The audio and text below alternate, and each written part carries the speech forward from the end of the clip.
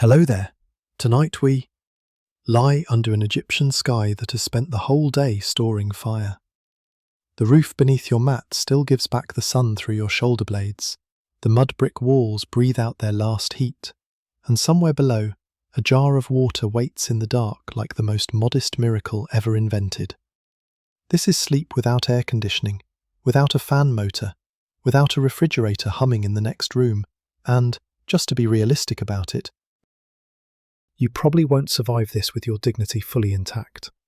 So, before you get comfortable, take a moment to like the video and subscribe, but only if you genuinely enjoy what I do here. And while the night gathers over the Nile, tell us where you're watching from and what the local time is beside your bed. It is always strangely comforting to know that somewhere, someone else is awake in another hour. Now, dim the lights and let the heat remain for a moment, because in this world, night does not erase the day, it only bargains with it. You are already on the roof because the roof is the best chance you have. Not a romantic roof, not a terrace arranged for leisure with cushions and little lamps, though the wealthier households may manage something close enough to make you quietly resent them. This is a flat working surface of packed material and hard edges, reached by a stair or ladder, used for storage, drying, repair, and, when the heat below becomes too stubborn, sleep. The houses of ancient Egypt are commonly built of mud brick, made from Nile silt mixed with straw and dried in the sun.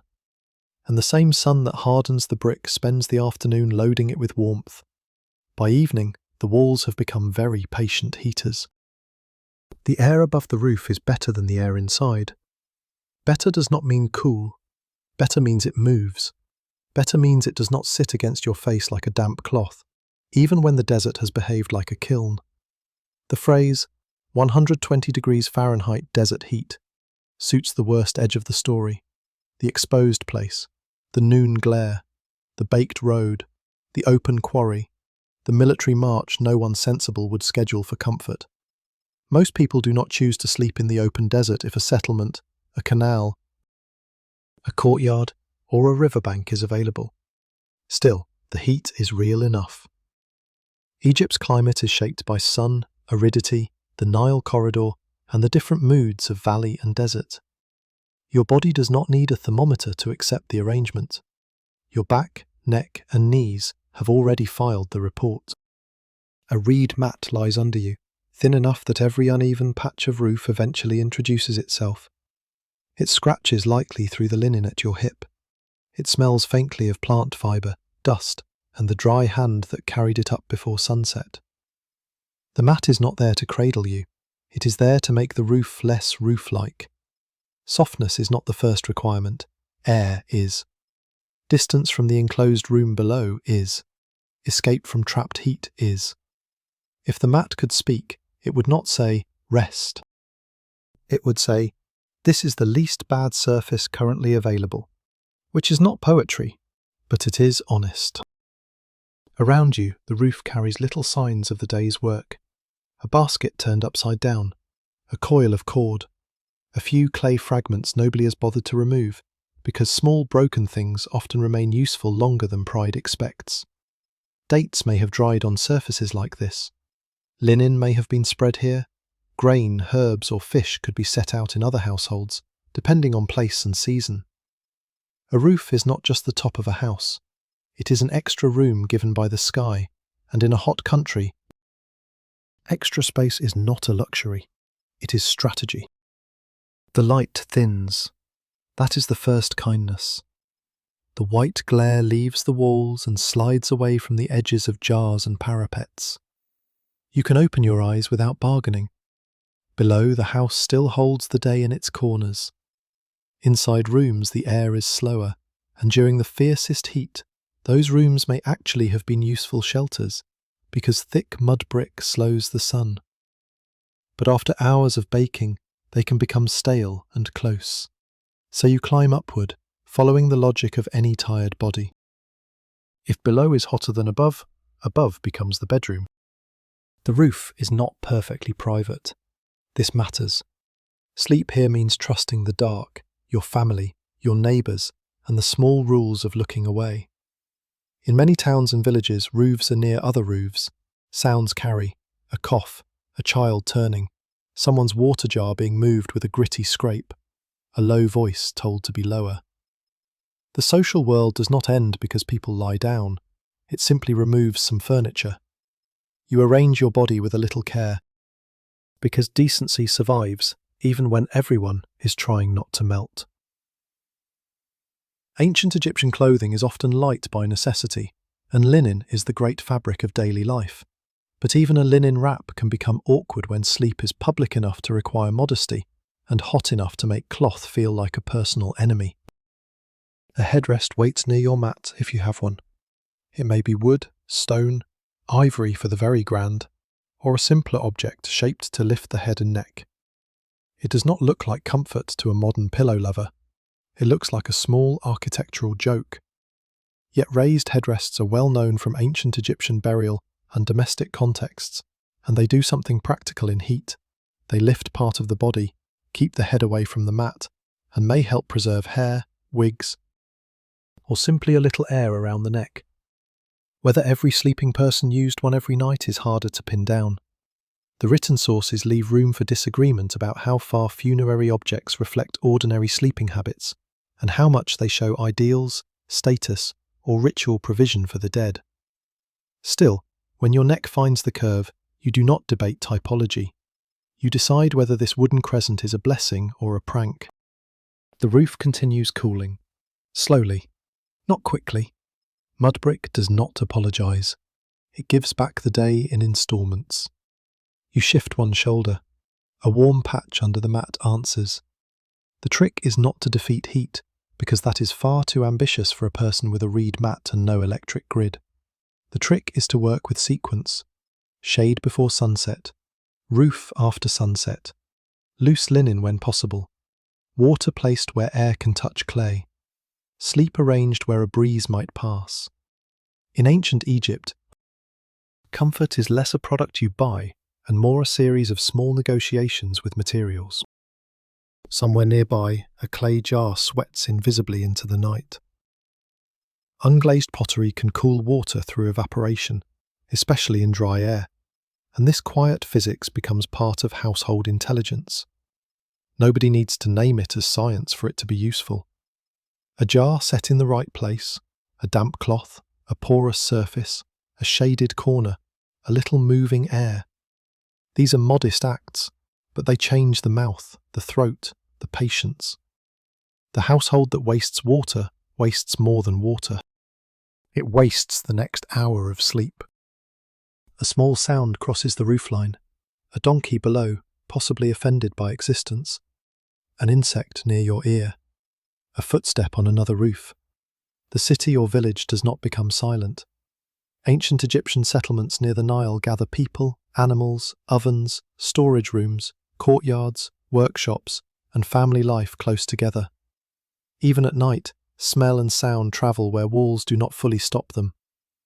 The last bread oven may have cooled, but it leaves its memory in the air. A goat shifts below. Someone whispers over a child who refuses sleep with the confidence of a minor official. The stars sharpen overhead. This is one advantage modern rooms have lost in exchange for switches and vents.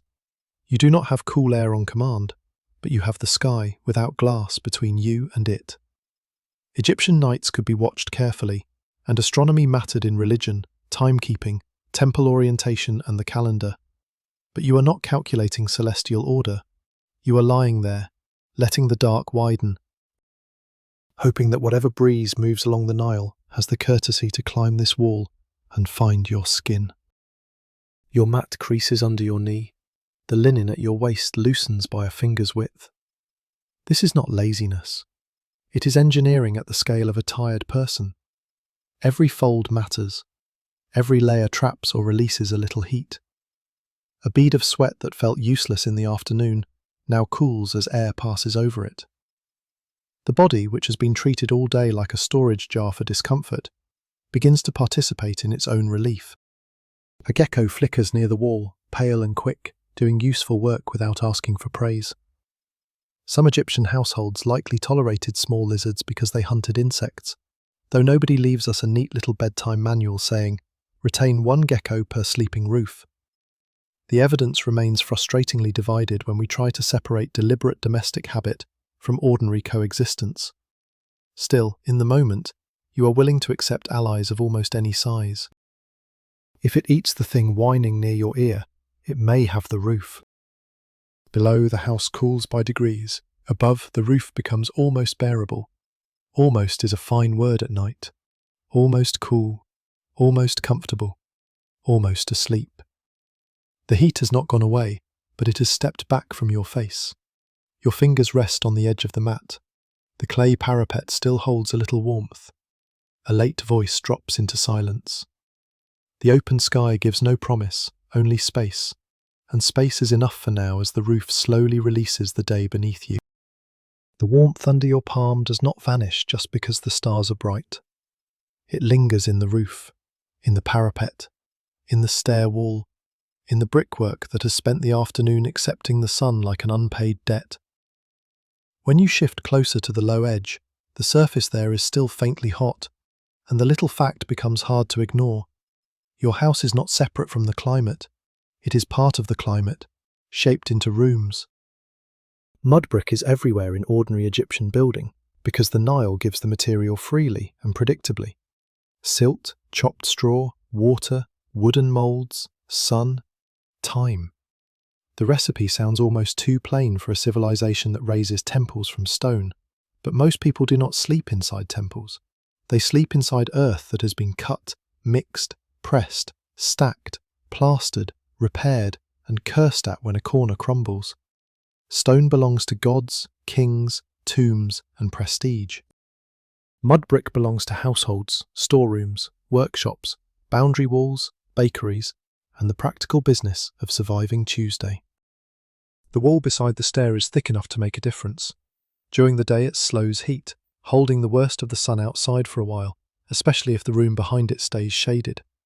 At night it releases what it has stored, which is less charming when your shoulder finds that stored warmth through the mat. This is the old bargain of thermal mass. No one in the house phrases it that way. No one says thermal mass while moving a basket of onions away from a wall that still feels like a cooking pot. But the principle is built into the house all the same. Below you, the rooms are arranged less like a modern floor plan and more like a series of compromises. The front may deal with work, visitors, storage, or animals, depending on the household. Inner rooms may be darker and more protected. A stair climbs to the roof because the roof is useful. A courtyard, when there is one, gives light and air without surrendering the whole household to the street. The door is not simply an entrance. It controls heat, dust, privacy, and reputation. Leave it open too long, and the day walks in. Close it too tightly, and the room becomes a sealed jar full of people. Small openings matter. A high slit, a shaded vent, a doorway aligned with another opening, a roof access left clear after sunset. These are not decorative choices. They are how air is persuaded to move. In some houses, windows are placed high, partly for privacy and partly to limit glare and direct sun. You do not want a generous window at the wrong hour. Generous windows are for people who can afford better problems. Here, the best opening is often the one that admits air without admitting the full temper of the sun, the neighbour's stare, or a fistful of dust. The plaster on the walls does its own quiet work. A surface coated with mud plaster, sometimes lime-washed in better finished buildings, reflects more light than dark brick and seals some cracks against insects and grit. It also needs maintenance. A house is not a finished object. It is a slow argument with weather, touch, smoke, children, animals, and time. Corners chip. Floors need sweeping and resurfacing. Roofs need attention before they leak during the wrong season. Even in a dry country, neglect has a talent for finding moisture. One odd little detail sits in the way Egyptian houses sometimes rise upward when land is tight. In towns, especially dense settlements, houses can have upper rooms or roof structures, and the roof may collect storage jars, drying racks, pigeon coops, or temporary shelters. A sleeping roof might therefore contain the remains of daytime usefulness. You lie beside the household's practical afterthoughts. a bundle of reeds, a spare jar with a cracked lip, a low screen that blocks sight more than heat. A pigeon mutters from somewhere it clearly considers private property. It has stronger views on the roof than you do. The house below is cooling unevenly. That is what makes it interesting and inconvenient. A room shaded all afternoon may now be more comfortable than a wall that faced the sun. A courtyard floor may begin to lose heat faster than an enclosed chamber.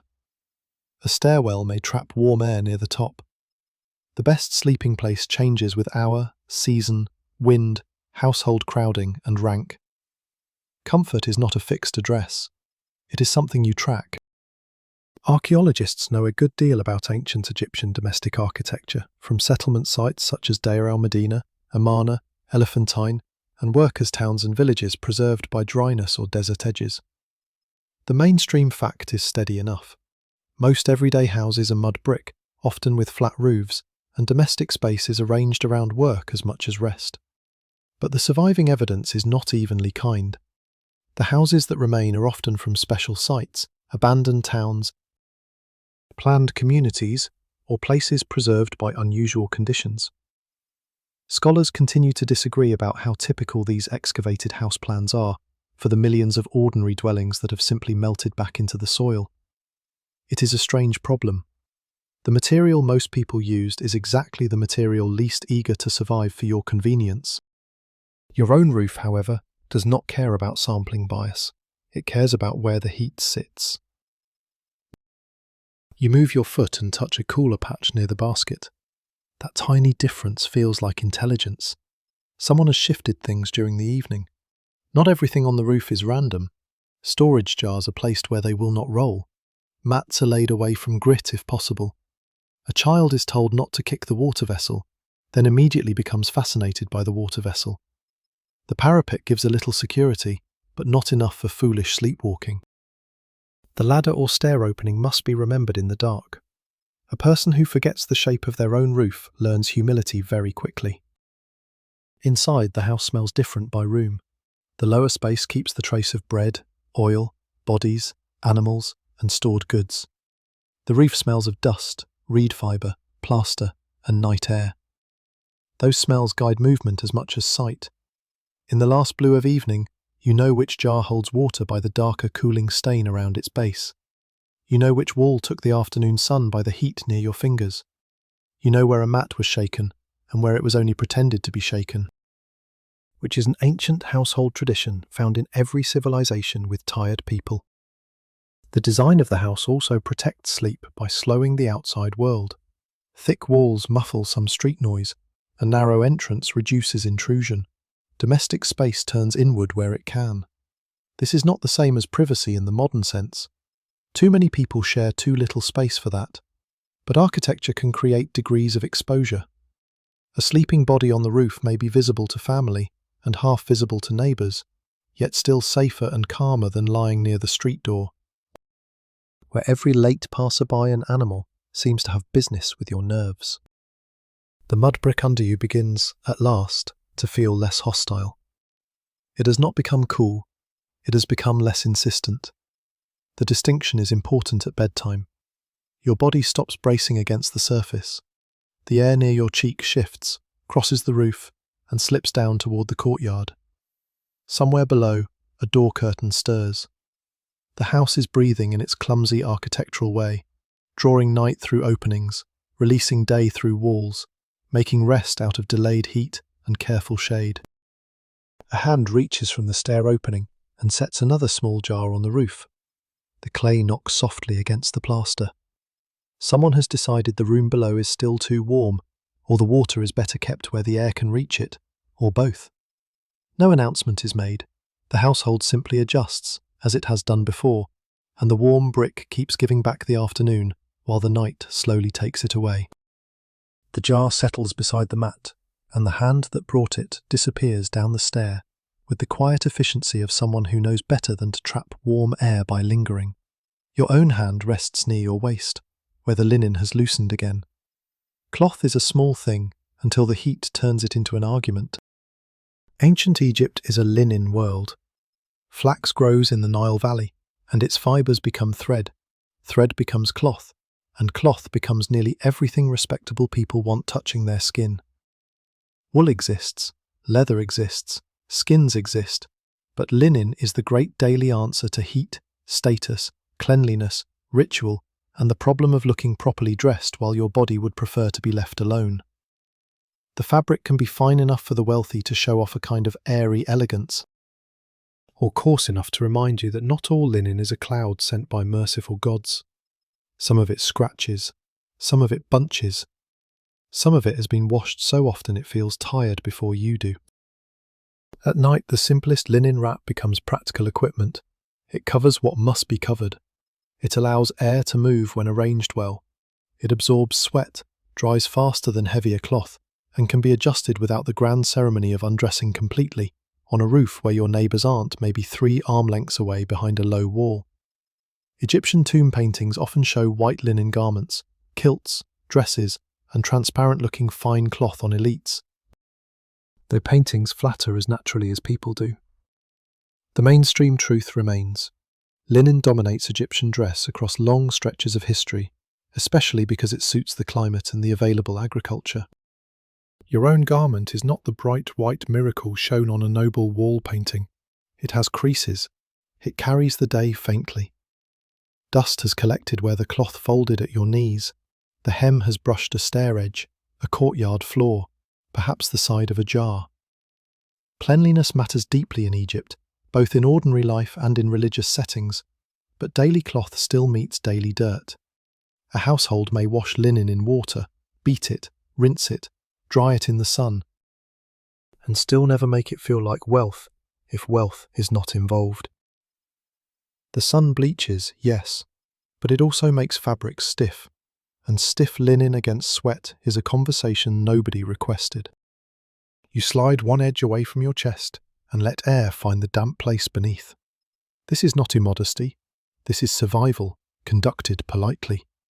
The body cools through sweat, and linen helps if it does not trap too much heat. A narrow fold across the ribs can suddenly feel unbearable. A looser fold at the shoulder can feel like genius. The difference between misery and competence may be the width of 2 fingers. Hair is another matter. Many ancient Egyptians, especially among priests and elites, are shown or described with shaved heads, cropped hair, wigs, or elaborate hair arrangements depending on rank, era, gender, and occasion. Shaving can help with lice and heat, and wigs can protect the head from sun while allowing a managed appearance. The practical and the social sit very close together here. A shaved scalp may be comfortable under the right conditions and exposed under the wrong ones. A wig may look dignified and become, in heat, an expensive private swamp. If you own a wig, it is not on your head now, unless propriety has become absurdly ambitious. Wigs made from human hair, plant fibres or mixtures could be dressed with beeswax or fat-based cones in elite settings, though those famous scented cones shown in art remain debated.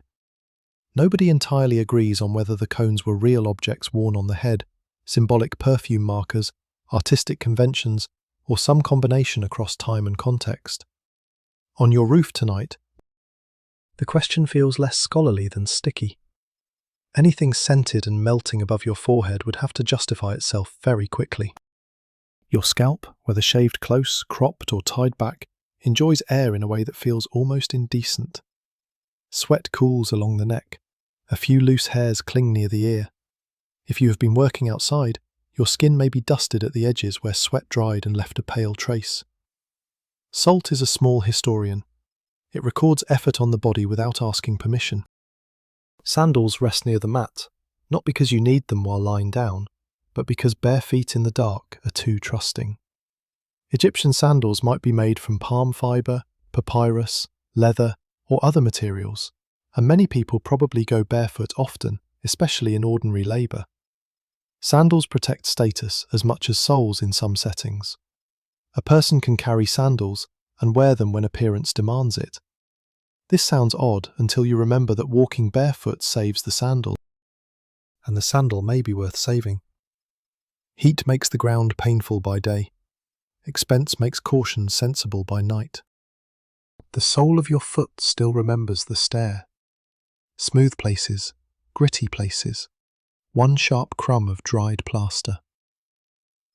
During the day, the earth outside could burn enough to alter how people moved, when they crossed open spaces, and whether they waited in shade. Inside and on the roof, footwear becomes less constant.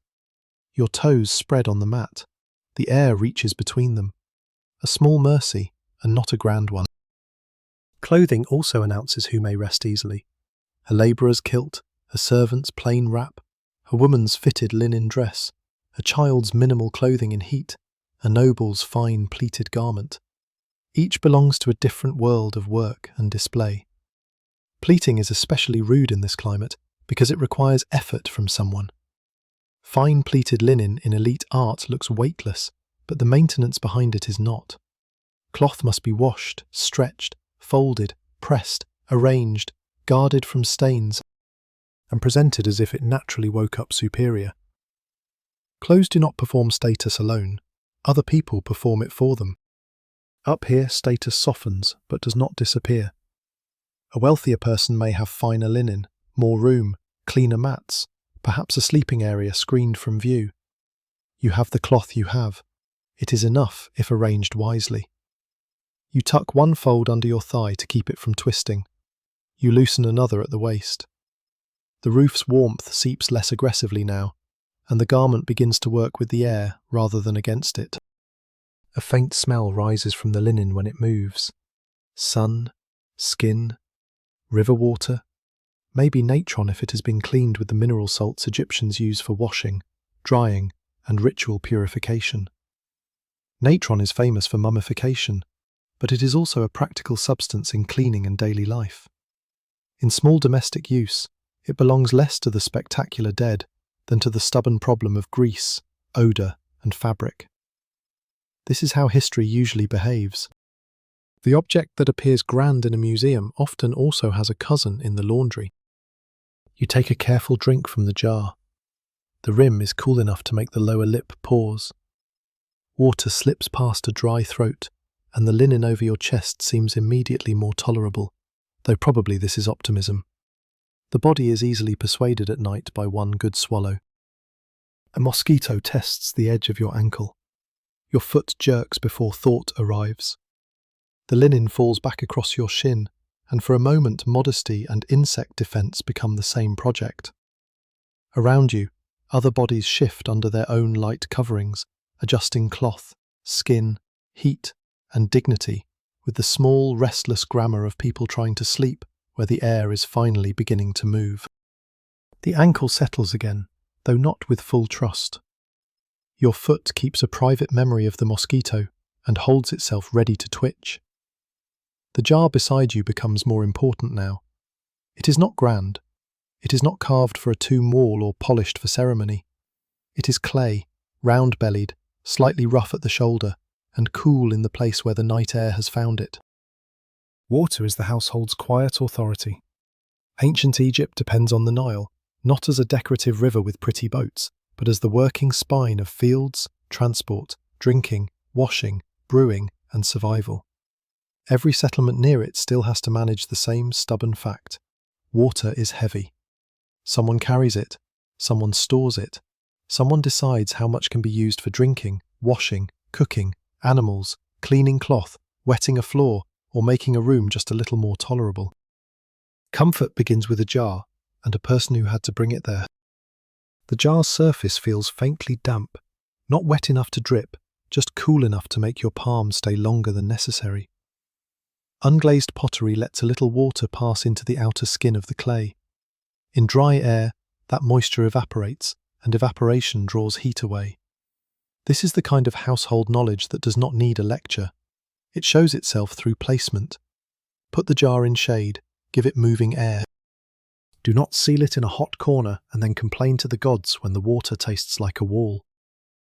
A cloth may be draped over the mouth, partly to keep out grit and insects, partly to slow the little bits of roof that wish to become part of your drink. The cloth smells of linen, dust, and old water. It is not a sterile filter in the modern sense. It is a practical barrier against obvious unpleasantness, which is already a respectable achievement. You lift it carefully. A careless hand can drop dust straight into the jar, and then everyone knows who has made the night worse. The drink is not icy. Nothing about this arrangement is icy. Ice belongs to another universe, one with machines and smug little trays. This water is only cooler than your mouth expects, and that is enough to feel luxurious. It touches the tongue with a faint mineral taste from the clay and storage. The rim leaves a powdery trace on your lower lip. A very fine cup might impress a guest, but tonight the jar itself is the better object. It keeps its own small climate. Egyptians use a wide range of pottery forms for storage, serving, brewing, cooking and transport. And pottery is one of the great gifts to archaeologists, precisely because it breaks often and survives well.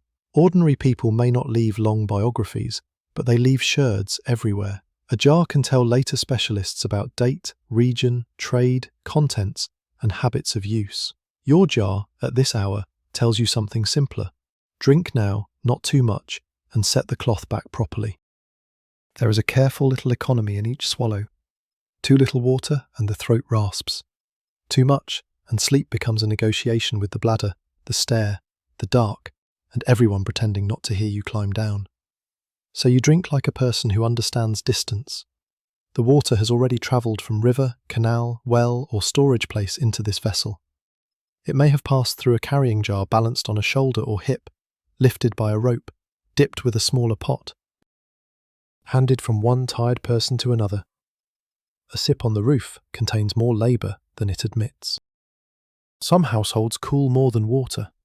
A floor may be sprinkled lightly after sunset. A cloth may be dampened and hung where air can pass. A porous vessel may be placed in a draught. The trick is always the same. Encourage water to leave slowly enough to steal heat as it goes. In a very dry place, this works better than it has any right to. In damp heat, it becomes less impressive. The desert is cruel by day, but at night its dryness can be made to serve you, which is considerate of it after several hours of attempted murder. A narrow-necked jar near a wall makes a small hollow sound when you tap it. Not full, not empty. Enough. The household probably has several vessels, each with its own status in the daily order. Large storage jars below, smaller drinking jars, beer jars, cooking pots, bowls, strainers. Beer matters too, because Egyptian beer is a staple, nourishing and common, made from grain and consumed across social levels, though strength, texture, and quality vary. But beer does not replace the simple need for water in heat. A thick drink may fill the belly. It does not always quiet the dry edge behind the tongue. A quirky habit appears in the way people protect coolness with shade and clay rather than with speed.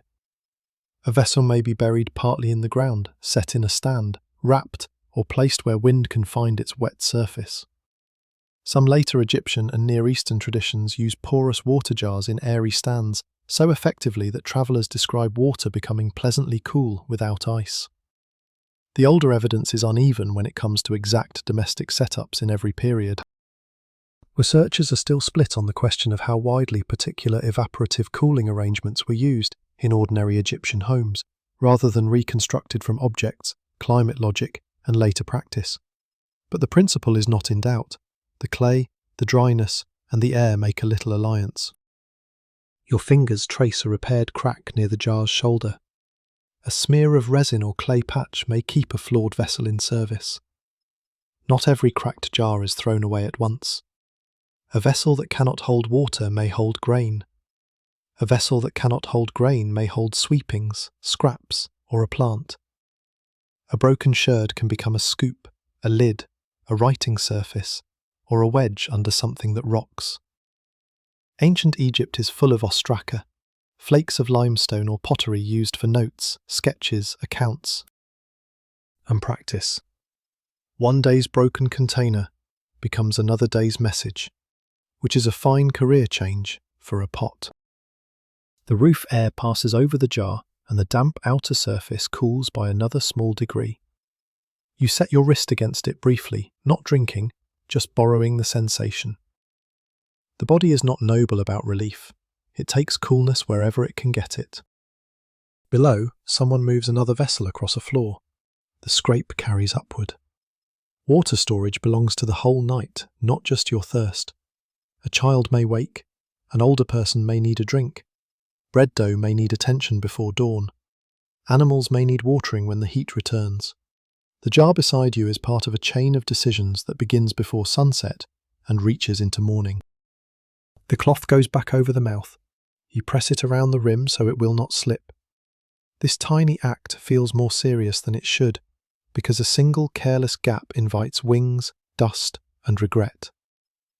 The mosquito returns near your ankle with the confidence of a tax collector. Your foot withdraws under the linen. Your hand remains on the jar a moment longer, palm to clay, while the roof releases heat and the water keeps its small, patient coolness beside you. The jar stays under your palm until the clay begins to feel less cool and more simply present. Then your wrist lowers back to the mat, and the reed fibres answer with their dry little prickle. This is the moment when a modern body begins asking unreasonable questions. Where is the mattress? Where is the pillow? Where is the fitted sheet that behaves as if civilization has made progress? The roof offers no reply, because the roof has never claimed to be a hotel. A sleeping place in ancient Egypt is often a raised thing, if the household can manage it. Beds are known from tombs, surviving furniture, models, paintings, and settlement finds. They may have wooden frames, woven cord or leather supports, angled legs, and sometimes footboards. The wealthier examples can be elegant, with carved legs shaped like animal feet, smooth wood, and fine workmanship. Tutankhamun's tomb famously contained several beds, including folding and ceremonial examples, which is a useful reminder that royal sleep had better equipment than yours. Royal sleep usually does. It has excellent branding. For ordinary sleep, the important feature is not softness, but separation. A raised bed lifts the body off the floor, away from crawling insects, dust, and some of the heat held by packed surfaces. Air can move beneath the frame. That alone matters. A woven sleeping surface gives slightly under the body, though not in the luxurious sinking way of a modern mattress, more in the honest way of something that might leave a pattern on your skin if you lie still too long. A mat on a roof does less, but follows the same basic logic. Create a layer between the body and the surface that has spent all day collecting inconvenience. If you are sleeping on a proper bed tonight, it may stand below in a room that is still too warm, or up here if it has been moved, though moving furniture up narrow stairs is an activity best reserved for people who enjoy regretting decisions. Many households likely use mats, simple platforms, benches, or low beds depending on wealth, region, and period. The surviving evidence favours the durable, the elite, and the buried. The poor do not always get to leave their sleeping arrangements behind with labels attached. Specialists still hesitate over whether some bed forms seen in tombs reflect daily use exactly, or idealised equipment meant to serve the dead in a more orderly afterlife than the living ever managed. Your own mat is clearly daily use. It has bent places where bodies have persuaded it over time. One edge curls with a stubbornness that feels personal. The reed fibres keep the skin from pressing directly into roof grit, but they also announce every shift. Turn too quickly, and the mat whispers against the plaster. Turn too slowly, and your shoulder complains. The secret is to find a position your bones will accept before the insects organise a committee. The headrest waits again near your face. Now, after water and linen and the roof's slow cooling, it deserves more attention. It is shaped with a curved top supported by a stem and base, a small stand for the skull. It does not embrace the head. It offers a ledge and expects gratitude. Egyptian headrests are among the stranger objects to modern eyes, because they belong halfway between furniture and architecture. A pillow invites collapse. A headrest demands alignment. You slide your neck onto it. The first sensation is suspicion. The second is a little relief where air passes beneath the nape. Your head is lifted. Sweat dries there. Hair, if it is dressed, is spared some crushing. If insects are prowling across the mat, the face is not quite so available to every ambitious creature with legs. It is not plush. Plush is not the point. The headrest keeps the head raised, and in a hot night, anything that makes one more strip of skin available to air begins to argue its case. Some headrests are decorated with protective images, household gods, or careful forms because sleep is vulnerable. But even undecorated, the object feels oddly personal. It knows the weight of the head. It touches the neck in one narrow place. Too high, and the jaw tightens. Too low, and the head slips. Use it badly, and you wake annoyed at a piece of wood, which is a very old human experience. The bed, if present, has its own defences. Many Egyptian bed frames tilt slightly downward toward the foot, and some include a footboard. The exact purpose of the slope and boards is debated. They may help keep bedding or the sleeper in place, suit particular postures, or reflect design habits that changed over time. Academic opinion still shifts around the problem of how comfort, symbolism, and practical construction overlap in these beds. From the viewpoint of a tired person, the main question is simpler. Will you slide? And if you slide, will anyone pretend not to notice? The woven surface beneath the bed can harbour small irritations, fibres trap dust, cord stretches, leather dries, wooden joints loosen. A household must repair what supports the body, because a broken bed is not merely inconvenient, it is an accusation heard by everyone nearby. A squeaking frame in a crowded house becomes public information. The past contains many kinds of exposure, and one of them is furniture that comments on your movements. The low platform also changes how heat reaches you. A floor of packed earth or plaster may hold coolness in some seasons and heat in others. A roof surface keeps the day. A raised bed allows air below, but if the air itself is still and warm, the benefit is limited. Nothing here solves heat completely. Each object subtracts a little discomfort. The roof gives air. The mat gives separation. The headrest gives space under the neck. The linen gives coverage without much weight. The jar gives a cooler swallow. Comfort arrives by fractions. A small speck moves across the mat near your elbow. Not the mosquito this time. Something crawling, purposeful, and far too confident. You lift the linen and shake it once, not dramatically, because waking everyone over a beagle-sized inconvenience would damage your reputation. Egyptian households contend with flies, fleas, lice, mosquitoes in wetter zones, scorpions and other pests depending on place and season. Raised beds help, but do not create a magical border. Insects are unimpressed by human furniture. They treat it as varied terrain. There is an old practical tidbit in the use of bed legs shaped like animal feet, especially in elite furniture. Lion paws, bull legs and other forms may carry status and symbolic associations, but they also give the bed a stance, a sense of guarded elevation. In ordinary life, a simpler raised frame still performs a small animal trick. It keeps the sleeping body from being just another thing on the ground. It does not make you noble, it makes you slightly harder to reach, which at night may feel like nobility enough. You adjust the headrest by a thumb's width. That tiny change alters the whole neck. The jar remains near your hand, the linen over your shin, the mat under your hip. Your body begins assembling a tolerable arrangement from objects that look, separately, too slight to matter.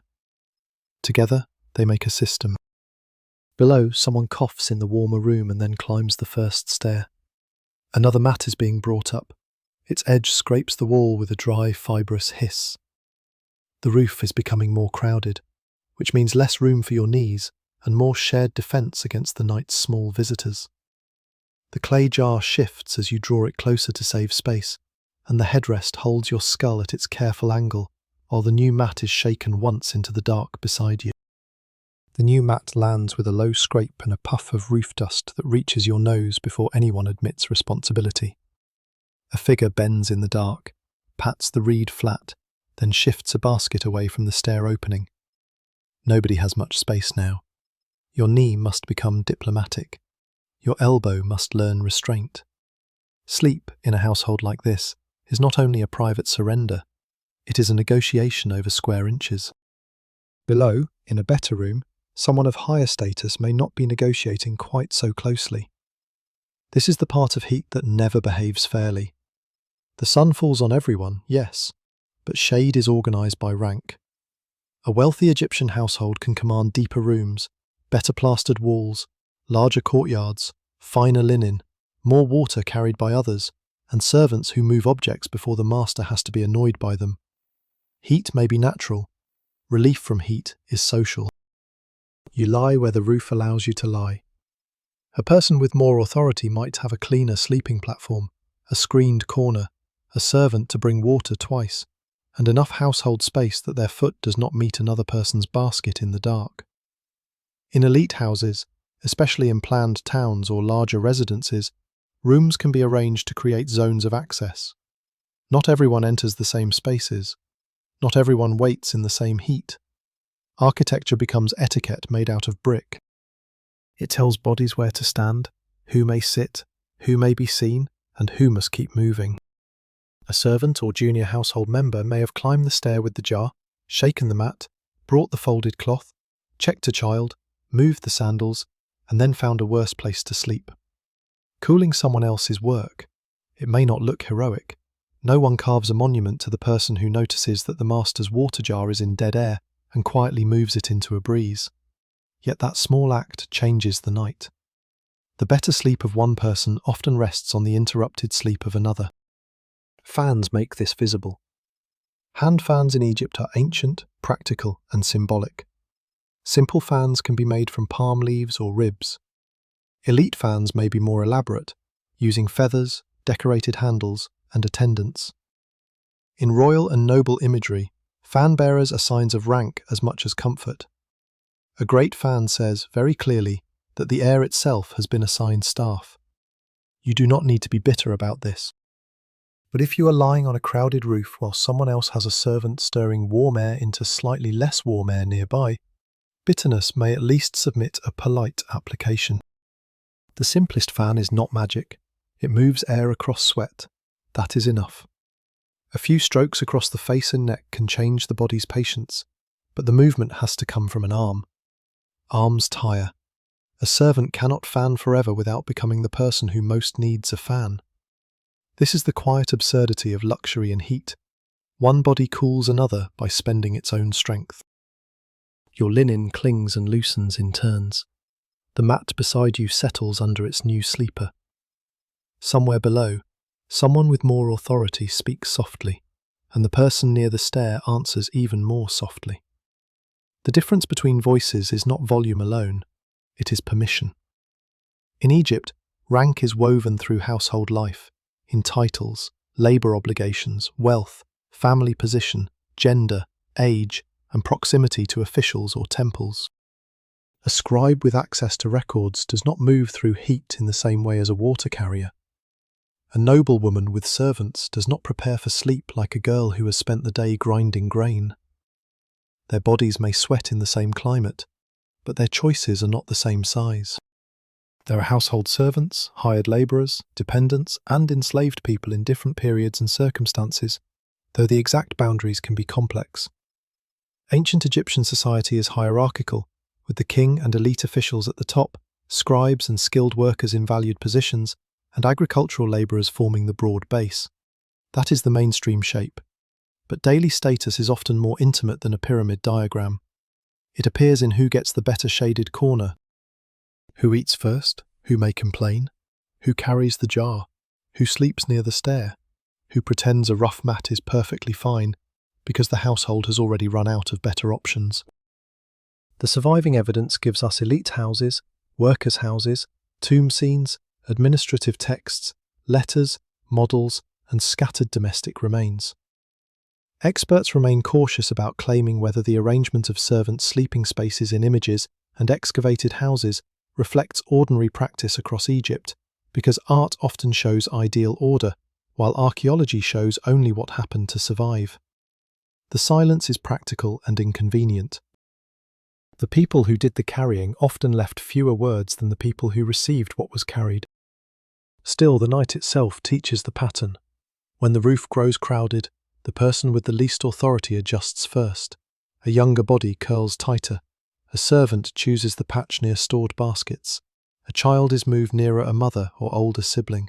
Someone's feet end up close to the stair opening. Someone else gets the faint draft along the parapet. The breeze has no moral sense, but the household does. A small screen of woven reed stands near the far side, angled not against heat, but against sight. Shade in the day, modesty at night, a barrier against dust when the wind turns, a place to hang cloth if dampened. Objects in a hothouse rarely have one job. A screen can be wall, curtain, drying rack, and social treaty. It is not especially beautiful. It leans slightly. That does not stop it from governing the roof. In a wealthier setting, shade can be planned more lavishly. Gardens, pools, columned spaces, and painted rooms appear in elite contexts, especially in New Kingdom imagery and archaeology. Garden ponds and trees cool by shade and evaporation, but they also display control over water, land, and labour. A pool is never just pleasant in Egypt. It says someone can spend water on beauty, while others count it by the jar. That does not make beauty false, it makes it expensive. Your own relief is smaller. The jar within reach, the roof above the lower room, the linen folded just enough, the neighbour's low wall blocking a little of the view, the person near the stair settling at last, though their breathing stays alert because service rarely ends neatly at bedtime. If a higher status member of the household calls, someone will rise. If a child cries, someone will shift. If water is needed, the jar may leave your hand's reach. A quirky detail survives in the fan itself. Feather fans, especially those associated with royalty, could be made from ostrich feathers, and ostrich plumes carried desert associations, luxury, and symbolic weight. The feather that looks light in a ceremonial scene has travelled through hunting, trade, tribute, or elite supply. By the time it stirs air near a noble face, it has gathered far more work than its softness suggests. A palm fan in an ordinary household is less splendid, but perhaps more honest. It says, "Here is a leaf, here is a hand. Let us not be dramatic." The mat beside you rustles. The person there turns away to make room, and you do the same. Two tired bodies cooperating without speech. The roof is now a map of rank softened by sleepiness but not erased. Better linen remains better linen. A servant remains ready to hear a call. A child remains lightly guarded. The coolest strip of moving air still belongs, somehow, to the person with the best claim on it. Your fingers slide back toward the jar, but another hand reaches it first, lifts it, drinks carefully, and sets it down between you both. No one says thank you. At night, shared discomfort can make manners brief. The clay settles with a small knock against the roof, and the screen at the far side gives one dry click as the air finally presses through it. The screen clicks once more, then steadies. That small, dry sound seems to give permission for the rest of the roof to settle. A shoulder lowers. A child stops turning. The shared jar sits between bodies like a border stone, and the last useful light has drained from the courtyard below. Down there, the evening has not ended. It has only changed tasks. The courtyard is the place where the house empties its hands before sleep. If the household has one, it holds the remains of the day in layers. Dust from feet, chaff from grain, faint damp marks near a water jar, a smear where something spilled and was dealt with badly. In many Egyptian homes, work and living space are not neatly separated. Food preparation, storage, craft work, animal care, washing, and family movement overlap. The courtyard is not a pretty open-air room waiting for moonlight. It is the household's working lung, and by sunset it needs cleaning. Someone below takes up a broom made from bundled reeds or palm fibres. The strokes are short because long sweeping only lifts dust into the air and makes everyone hate you. The dirt gathers near a wall, then into a basket or corner, depending on how much energy remains in the person doing it. Egyptian houses have floors of packed earth, mud plaster, or harder surfaces in better finished spaces, and these floors need constant attention. Dust is not an occasional visitor. It is a relative who has moved in. The smell from below changes as the courtyard cools. Grain dust, water, a little animal musk, the sour edge of beer jars, the warmer smell near the grinding stone, where flour has been made by patient, repetitive force. Grinding grain is one of the heavy domestic labours of the ancient Egyptian household, often done by women, servants, or lower status workers. It feeds the family, and it also enters the body through knees, wrists, shoulders, and the fine powder in the throat. Bread begins long before bread smells comforting. It begins as abrasion. A quernstone sits where it was used earlier, too heavy to move for the sake of neatness. The lower stone is broad, the upper handstone worn by palms that do not need to be named to be real. If grain must be prepared for morning, someone checks the basket now. Not with dramatic urgency, with the resigned care of a person who knows that dawn does not care whether you slept well. The work waiting at sunrise is already present in the courtyard, sitting quietly in a jar. A child below asks for water and receives less than hoped. The answer is soft but final. Water has to last through the night. That rule is not cruel. It is arithmetic with a clay rim. A little is poured into a cup or small bowl, and the child drinks with both hands, because dropping it would become family history by breakfast. In the dark, even a small spill sounds expensive. Animals make their own claims. A goat shifts against a tether. A donkey knocks something with a hoof and then stands as if entirely uninvolved. Chickens or ducks, if kept close, settle badly and complain with the faint moral outrage of birds. Some animals may be housed near or within domestic compounds, especially in villages and working households. Their bodies bring warmth, smell, sound, manure, milk, eggs, labour, and inconvenience. You cannot separate the household from its animals any more easily than you can separate sleep from the roof. The animal below is not background. It is part of the house economy, and tonight it is also part of the noise. One quirky household trick is the evening dampening of surfaces. A small amount of water flicked over a courtyard floor can settle dust and bring a brief coolness as it evaporates. Too much wastes water and makes mud. Too little merely insults the dust. The hand that sprinkles must judge the floor, the air, the amount left in the jar, and the mood of whoever carried it. This is not the kind of intelligence that gets statues. It is the intelligence that prevents everyone from coughing through the first hour of sleep. The courtyard wall, shaded for part of the day, has begun to release less heat than the roof. A woman or older girl presses a palm to it before deciding where to leave a bowl. A bowl placed in the wrong spot may warm when it should cool, attract insects when it should be covered, or be kicked by someone descending in the dark. Domestic order is made of such tiny placements, where the broom leans, where the water stands, where the sandals wait, where the sleeping mat is rolled, where the baby can be lifted without stepping on the grinding stone. None of this is abstract. It is choreography performed by tired people who do not call it choreography because that would waste breath. A lamp is lit briefly below, not long enough to flatter the room. Oil and wicks cost something, and artificial light is not used carelessly. The flame catches, shows a low wall, a storage jar, a hand, a sleeping child's cheek, then shrinks when the task is done. In ancient Egypt, lamps could use oil or fat with a wick, and light after dark had to be managed. Modern rooms pour light from ceilings as if brightness were free.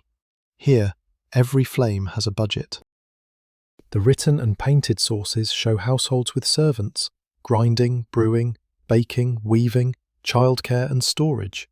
But they do not always tell us exactly how chores were divided in every ordinary home. Interpretations continue to differ over whether some scenes from Tomb Art show daily practice, ideal abundance, ritualized provision, or a tidy version of labour meant to comfort the dead. From the roof, the debate does not feel distant. The courtyard below is not idealised. The broom makes a real sound. The grinding stone is really heavy. The person checking the jar is really tired. A small basket of dung fuel or dried plant matter may sit away from the sleeping mats. Fuel is another thing no one wastes. In many ancient households, animal dung, straw, reeds, wood, and other materials can be used for fires, depending on region and availability. Wood is not equally abundant everywhere in Egypt, and fuel gathering or storage shapes cooking. The fuel basket does not smell delightful, but it represents breakfast, baking, warmth when needed, and the ability to boil or heat what must be heated. Even in a night shaped by cooling, the household still plans for fire. A bowl is rinsed with a careful splash. The water is rubbed around with fingers, not poured lavishly like a palace fountain. Clay against skin, grit under a nail, a last wipe with a cloth. The bowl is set upside down where insects are less likely to inspect it. This small inversion is a whole theory of housekeeping. Cover what can be covered, lift what should not touch the floor, dry what might sour, hide what invites flies. Keep the night from entering the food. On the roof, your body receives these chores as sound. Scrape, paw, hoof, whisper, broom, jar. The rhythm is irregular, and because it is irregular, it keeps attention half awake. A repeated sound can soothe. A sudden one asks questions. Your headrest holds your neck while your mind follows each noise down into the courtyard and then lets it go. The last task is not always the final task. Someone remembers a cloth left low where an animal can reach it. Someone moves a child's sandal. Someone checks the stair opening so no jar blocks the way in darkness. A voice says enough. Another voice ignores this and does one more small thing, because households are held together by people who do one more small thing after enough has already been declared. At last, the lamp below is pinched or covered. The courtyard loses its little flame. Heat still rises from some surfaces, but the swept floor has a damp, briefly cooler smell. The animals settle into less theatrical breathing. The broom leans against the wall, shedding a few fibres no one will see until morning. A person climbs the stair slowly, carrying a bowl that should have been left below but was not, and the roof shifts again to make room. The bowl is placed too close to your elbow, then moved by a hand that knows the shape of annoyance before it forms. The roof accepts one more person, one more object, one more soft exhale. For several breaths, nothing happens. Then the mosquito returns to the region of your ankle with the loyalty of a bad official. Your foot slides beneath the linen. The cloth becomes both cover and wall, though not a very convincing wall. Insects find edges. They understand gaps. They do not respect rank, household order, or your desire to become unconscious. Heat makes people expose skin. Night insects treat this as an invitation. The sleeping body is not merely resting. It is defending a border made of cloth, oil, smoke memory, lifted legs and half-awake irritation. Mosquitoes belong especially near water, canals, marshy areas, irrigated fields, and the Nile's seasonal patterns. Egypt is not only desert, it is river, field, ditch, pond, garden basin, and damp edge. Where water stands, insects gather. Flies follow animals, food, waste, and people. Fleas and lice find cloth and hair. Scorpions and snakes belong more to fear than frequency in many households, but fear does not need daily proof to be effective. A single story told well can make everyone shake out a mat for years. You run your hand along the edge of the reed mat before lying still again. This is not panic, it is habit. A mat left rolled in a corner may conceal grit, beetles, or something worse in the imagination than in fact. Sandals near the sleeping place are useful, not only for morning but for the dark interruption, the sudden need to step, stamp, fetch, check, or flee with as much dignity as darkness permits. Bare feet are fine until the floor has secrets. Ancient Egyptians knew plenty about pests, and their texts, art, and material remains show concern with bodily cleanliness, shaving, combs, oils, and protective measures. Fine-toothed combs survive from Egypt, and some carry the ancient evidence of lice. That is a plain, mainstream fact, and not one most museum labels linger over with enthusiasm. The comb is a small object of order. It says the head is not left to negotiate alone. You can almost feel a comb's teeth against the scalp just thinking of it. Close-set teeth pull through hair, catching grit, eggs, tiny bodies, and whatever the day has donated. A shaved or closely cropped head reduces the problem, though it does not make life magically clean. Oils and unguents may help the skin, scent the body, dress hair, repel some pests, or simply make a person feel less like a cracked reed in hot weather. But oils have their own night logic. Too much scent near the wrong insect, and you may become interesting in a new way, which is rarely what one hopes for at bedtime. The linen over your ankle lifts, settles, lifts again. A mosquito whines near the ear, where the sound becomes absurdly large. The creature itself weighs almost nothing. Its noise occupies the whole roof. You slap once, miss, and pretend the gesture was only an adjustment of cloth. Nearby, someone else slaps with less concern for appearances. The sound is crisp and deeply satisfying, even if the victory is local and temporary. Nets may be used by those who can afford or arrange them, especially in places where insects are intolerable. Fine netting is not a universal gift. It requires material, maintenance, suspension points, and space.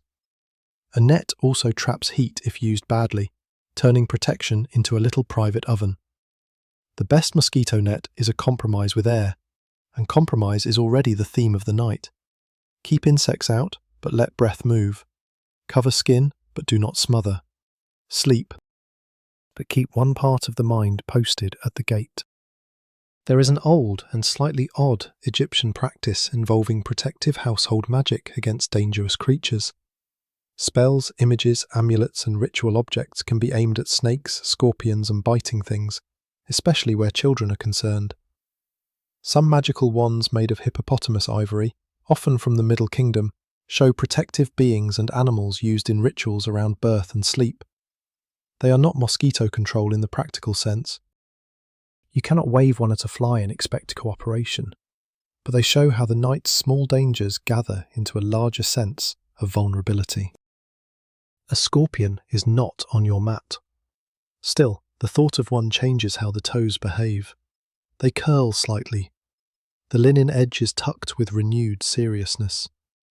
Scorpions do live in Egypt, and ancient protective spells against scorpion stings are well attested, including the figure of Serket, a goddess associated with protection from venomous creatures. The danger is real enough to enter religion and medicine, but not constant enough to turn every night into terror. Bedtime history remains bedtime. You check the mat, respect the dark, and do not invent a crisis just to feel important. The material record complicates the question of how much ordinary insect defense came from practical measures, how much from ritual protection, and how much from the messy overlap where people do both because both are available. A person can shake a mat and wear an amulet. A mother can inspect a child's bedding and murmur a protective phrase. A household can value cleanliness and still live with flies. Human beings are rarely tidy categories, especially when something is biting them. A faint smear of oil sits on your forearm from earlier in the evening. It may have been used for skin, scent, or simple comfort after washing. In dry heat, skin can tighten and crack, and oils help.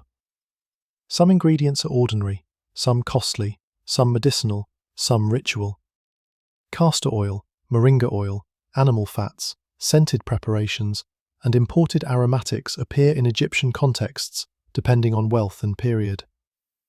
A noble person's fragrant unguent may announce status.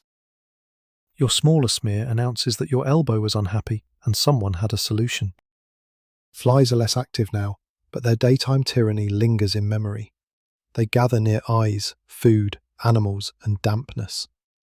Children learn the hand movement early, the lazy brush across the face, the twitch of the shoulder, the refusal to waste full attention unless the fly becomes truly insolent. Fly whisks and fans appear in elite scenes, and servants may shoo insects from food or bodies. In humbler conditions, the hand performs the ceremony. It is free, attached, and mostly reliable. The roof's little ecosystem continues around you. The gecko returns near the wall and waits with its head tilted. A beetle vanishes under the basket. Something tiny lands on the watercloth, then leaves. The jar is checked with 2 fingers to be sure the covering still sits properly. The cloth over a jar is not only about thirst, it is about keeping wings from becoming part of tomorrow's drink. This is a modest standard, but standards matter. A person near the read screen mutters a phrase too low to catch. It may be complaint, it may be protection, it may be both, which is usually the most accurate category for speech at night. The body wants sleep, but the house insists on small vigilance. Shake the mat, cover the jar, lift the cloth, tuck the hem, keep sandals near. Do not put a hand into a basket without knowing what else may have chosen it. At last the mosquito near your ankle disappears, or find someone with less determined linen. This is not justice, it is only redistribution. Your foot relaxes by degrees. The headrest supports the neck. The jar cloth stays in place. The roof surface loses a little more heat, and the bodies arranged across it grow quieter, each wrapped in a loose border of fabric, caution, and fading annoyance, while the unseen insects continue their tiny negotiations in the dark. The tiny negotiations continue beyond the edge of your hearing. A wing, a foot, a dry tick near the basket. Then, without ceremony, the air changes. It does not become cold. Nothing so theatrical happens. It moves differently, sliding over the roof from the direction of the lower land, carrying a cooler thread across your shin and the inside of your wrist. The whole roof seems to notice before anyone speaks. A child's restless shoulder stills. The linen at your ankle lifts once and settles. The jar cloth trembles, and for a moment the night gives the household exactly what it has been waiting for. Air that has travelled. The Nile is not visible from every roof, and not every Egyptian sleeps within easy reach of its immediate breeze. But the river shapes the whole sleeping country. It cuts a long, living corridor through desert, feeding fields, canals, gardens, marsh edges, towns, temples, ferry points, and villages. The difference between riverland and open desert is not a small difference. It is the difference between a body that can bargain with heat and a body that is simply being instructed by it. Near the river, evening air can shift as surfaces cool at different speeds. Water holds heat and releases it differently from sand, brick, field, and stone. Irrigated ground, shaded garden plots, canal banks, and mud walls all answer the day in their own timing. Your skin does not understand the physics as a lesson. It understands direction. The breeze passes first over your fingers, then across the damp place under your neck, and the headrest suddenly seems less ridiculous. Location matters. A household nearer the river or a canal may catch moving air that another house, crowded deeper in a town lane, misses entirely. A garden wall can shelter or block it. A neighbouring roof can steal it. A taller house can turn it. A courtyard aligned the right way can invite it down through the building, like a guest who knows where to stand. The best air is not distributed by fairness. It follows water, openings, height and chance, then gets claimed by architecture and rank. You breathe through your nose and catch a different smell. Not the courtyard now, not the warmed mat. A faint dampness, greenish and muddy, mixed with reed beds, river edge, and whatever the wind has collected from fields still dark with irrigation. It is not perfume. It is better than perfume. Perfume has opinions. This has relief. Egyptian life follows the Nile cycles so closely that even the calendar grows around them. The inundation, the annual flood before modern dams change the river's behaviour, deposits silt and helps shape agriculture. Fields, taxation, labour, transport and food supply all depend on water's arrival and retreat. At night, the grand system shrinks to a very personal scale. If water lies near, air may carry its memory to your roof. You shift one shoulder away from the warmest patch of mat. The breeze finds the newly exposed skin and makes the sweat there useful. That is the small miracle of a hot night. Sweat, miserable in still air, becomes a tool when air moves. The body has been producing its own cooling liquid all along, rather rudely and without elegance, but now the night cooperates. The linen lifts, the skin cools, your jaw unclenches by a fraction. Along the Nile, people also sleep on boats. Not tonight, not here, but the thought belongs to the same moving air. Boats carry grain, stone, officials, soldiers, letters, fish, household goods and travellers. On the river, night wind can be a blessing or a problem, depending on direction, season, cargo, and current. Sailors and boatmen know the air as labour, not atmosphere. A breeze that cools your wrist may fill a sail badly, push smoke into a face, or bring mosquitoes from a reed bank with excellent timing and no moral education. There is a lesser-known comfort in riverside gardens, especially for the wealthy. Elite houses and villas could include pools, trees, and planted areas, visible in tomb paintings and supported by archaeological finds in some contexts.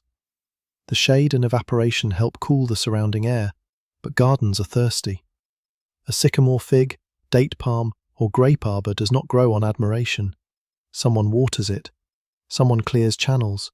Someone carries, digs, prunes, guards, and complains quietly. The noble person enjoying cooler garden air may think of beauty. The gardener thinks of mud under the nails and whether the basin leaks.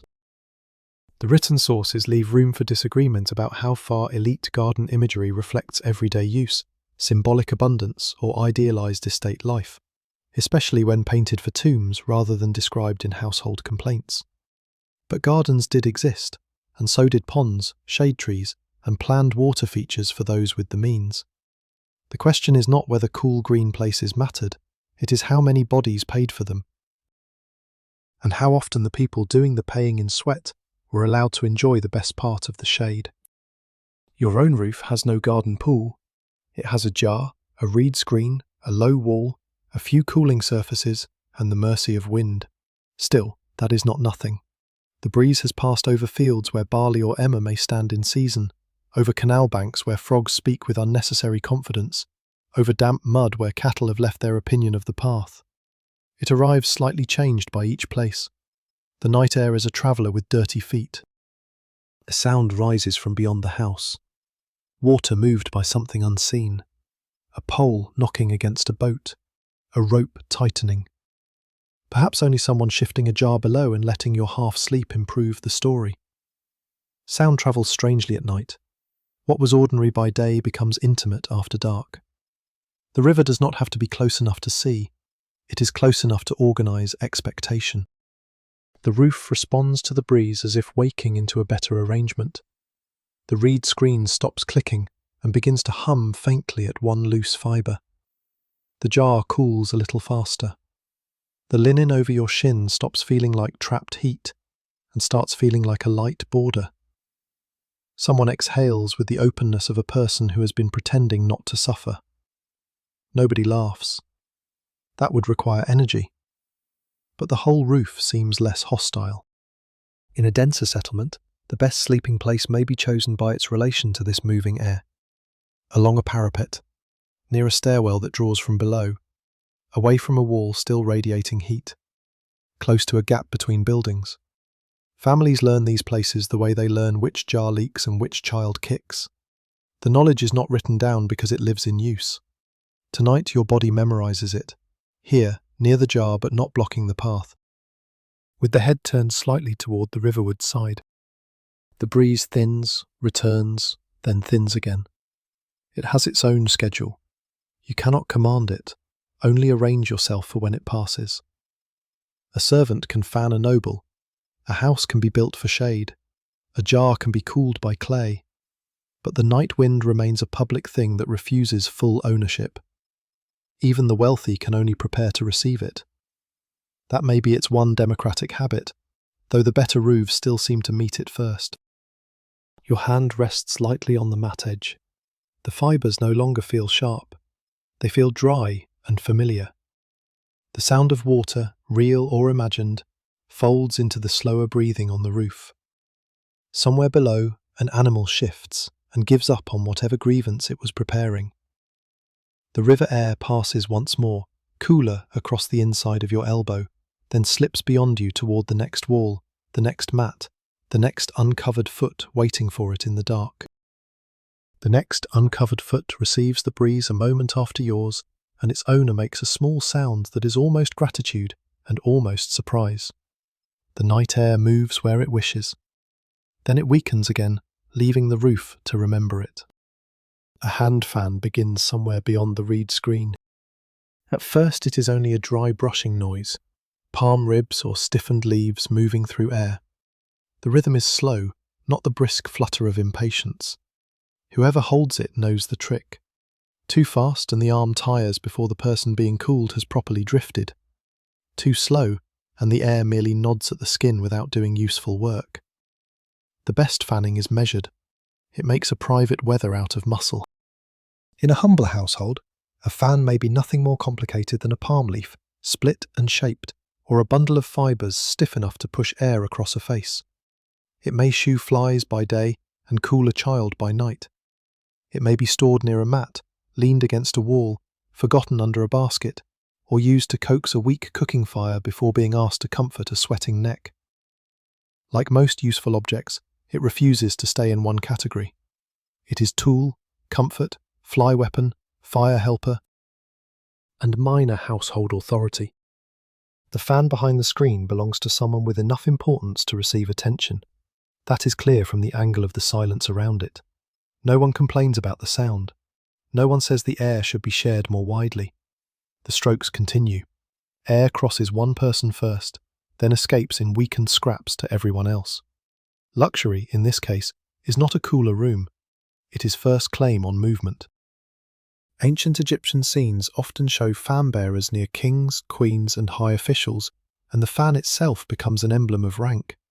The title, fan bearer on the right of the king, is known as an important courtly designation, not merely a job description for someone with a large feather and a tired shoulder. At the highest levels, to stand near the ruler with a fan is to stand near power. Air becomes ceremonial, shade becomes political. Comfort becomes a sign that the body being cooled matters more than the bodies doing the cooling. On the roof, the version is smaller, but the principle survives. The person with the fan is not performing royal ceremony. They are keeping a senior family member, a guest, a master, a mistress, or a child with fever more comfortable in the heat. Yet the act still makes a hierarchy visible. One person lies still, another sits up. One person receives the moving air, another spends the night's remaining strength making it. The arm lifts, the fan lowers. The air brushes cloth, skin, perhaps a damp forehead. A pause, another stroke. The rhythm does not belong to the sleeper's breathing yet. It belongs to the worker's shoulder. After a while, the two may begin to match, and that is when fanning becomes dangerous for the person doing it. A sleepy rhythm can pull the servant towards sleep, and the fan may slow, then falter, then stop just long enough for the cooled person to stir and make the smallest possible sound of complaint. A whole household can be ruled by a throat clearing in the dark. You know the unfairness of it without needing to name it. Your own face receives only what the general breeze gives. Still, the brushing sound is soothing at a distance. It cuts the hot air into pieces. It promises that air can be handled, at least briefly, by a human hand. There is something almost comic about the ambition. The desert has spent the day pressing down on mudbrick, roads, fields, bodies, donkeys, jars and tempers. And now a person with a palm fan is answering it one stroke at a time. Not winning, answering. The elite feather fan is another creature altogether. Ostrich feathers, sometimes used in high-status fans, are light, flexible, and visually splendid. They also come from a bird of the desert and open country, and in Egyptian symbolism, the ostrich feather can carry associations beyond mere decoration, including the feather of Ma'at, linked with truth and cosmic order. A royal fan may use feathers for display as much as cooling. It says the air near this person is not ordinary air. It has been dressed properly. A quirky detail hides in the handle. Some fine fans have long handles which allow an attendant to stand at the correct distance while still moving air over the important body. Distance matters at court and in elite households. You do not crowd rank unless rank invites you. A long-handled fan solves a social problem as much as a thermal one. It cools without intimacy. It serves without breathing too close. It lets hierarchy keep its posture, even while everyone is, underneath all the linen and ceremony, warm.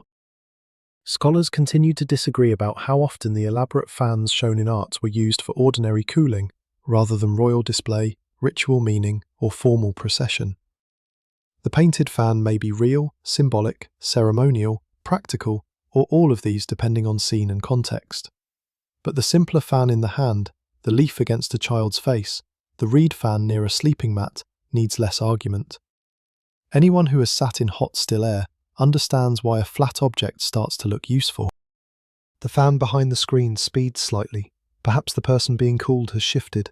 Perhaps the one holding it wants the task finished sooner, which is understandable and also doomed. Fanning does not finish.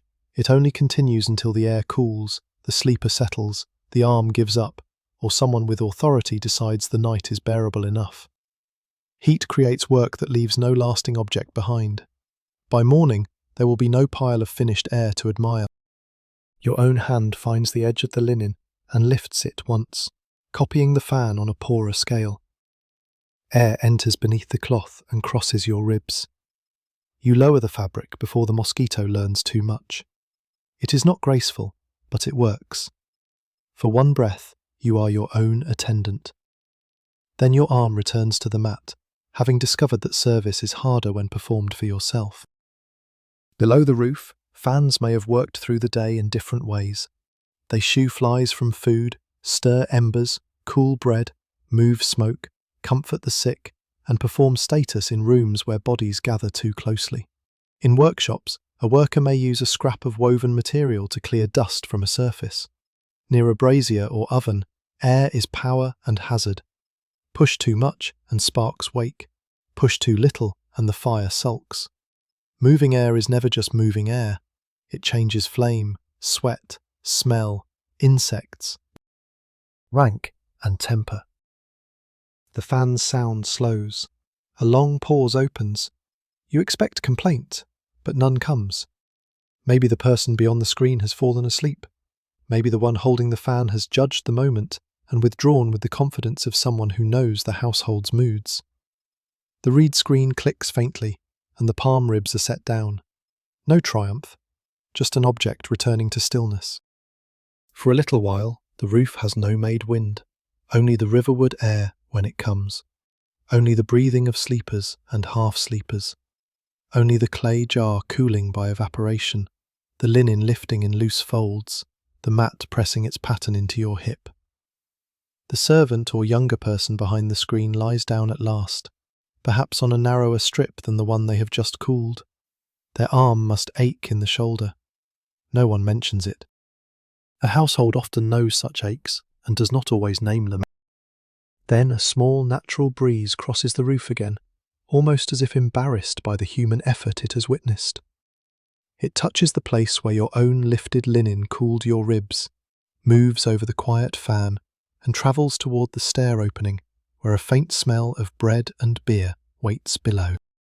The smell from below is faint now, but it has weight.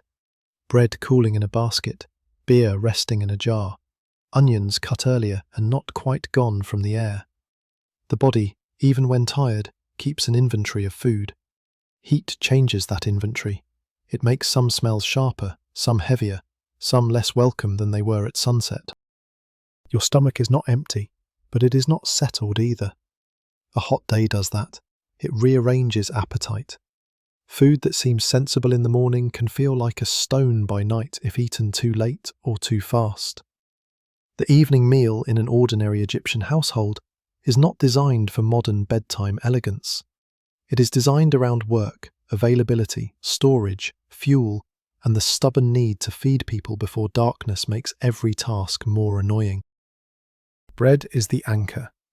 Ancient Egyptians eat bread in many forms, made from grains such as emmer wheat and barley, and bread appears everywhere in texts, tomb scenes, models, offering lists, and rations. It is daily food, sacred food, paid food, stored food, shared food. It can be coarse, gritty, dark, flat, leavened, shaped, baked in moulds, baked against hot surfaces, or made in ways that leave the teeth with more work than a modern dentist would admire. The mainstream fact is simple. Bread and beer sit at the centre of Egyptian diet for a vast stretch of time. The bread you ate earlier has a rough edge to it. Not bad, just honest. Grain ground on stone can carry fine mineral grit, and over years that grit may help wear teeth down. This is one of those facts that sounds small until you imagine chewing your entire life through it. Tonight, a bit of crust still sits between two back teeth, resisting diplomacy. You work at it with the tongue in the dark, because no civilization has ever been too grand for this problem.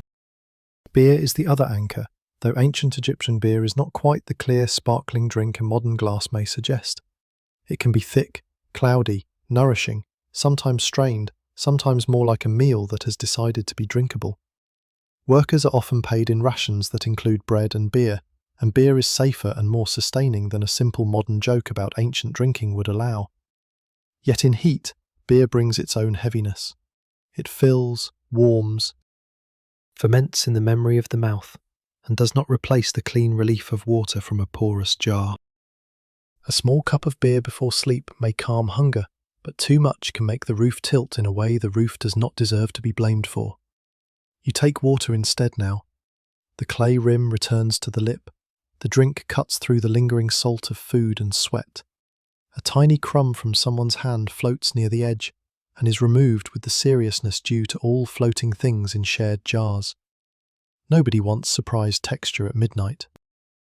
Onions, garlic, leeks, dates, figs, lentils, beans, fish and vegetables all belong to Egyptian foodways in different settings and seasons.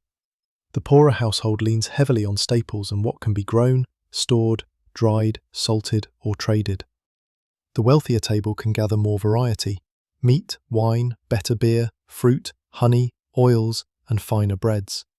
But even an elite stomach in heat has to deal with digestion. Rank improves ingredients, it does not abolish the body.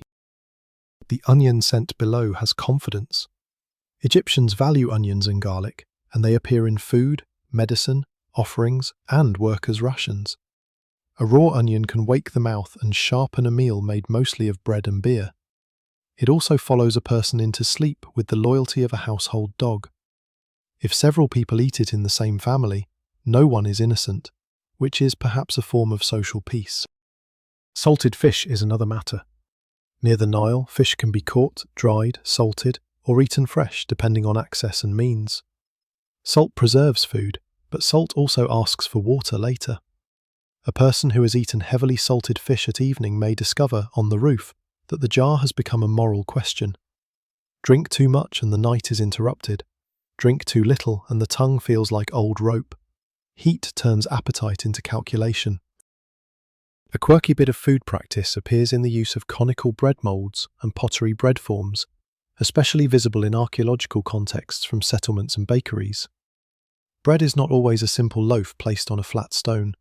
It can be made in tall moulds, shaped by the container, turned out, broken, shared, offered, counted. A loaf's shape can tell you about fuel, ovens, labour, and rationing. You do not think about all that while chewing. You think, this piece is too hard. This edge is good. This crumb must not fall into the mat. The evidence remains frustratingly divided over the exact textures and brewing processes of Egyptian beer across all periods and social levels, because residues, texts, models, and modern experiments do not always agree neatly. Some reconstructions suggest bread or grain mash, fermentation, straining, and variable thickness. Some scenes may show idealized abundance rather than kitchen mess.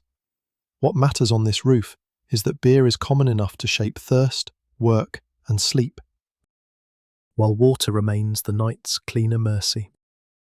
A date pit lies near the basket, missed by the evening sweep. You find it by touch before your elbow does. Dates are sweet, portable, and useful, especially when hunger needs persuading without cooking. They also leave pits in places where bare skin later discovers them, which may be one of the less celebrated continuities of human history. You flick it gently toward the wall. It taps the plaster and stops. Food storage below is part of the sleeping arrangement even when no one is eating. Jars must be sealed, bread must be covered, leftovers must be lifted from animals and insects, beer vessels must not be kicked, grain must be kept dry and defended from rodents. A house that fails at storage invites the night to help itself.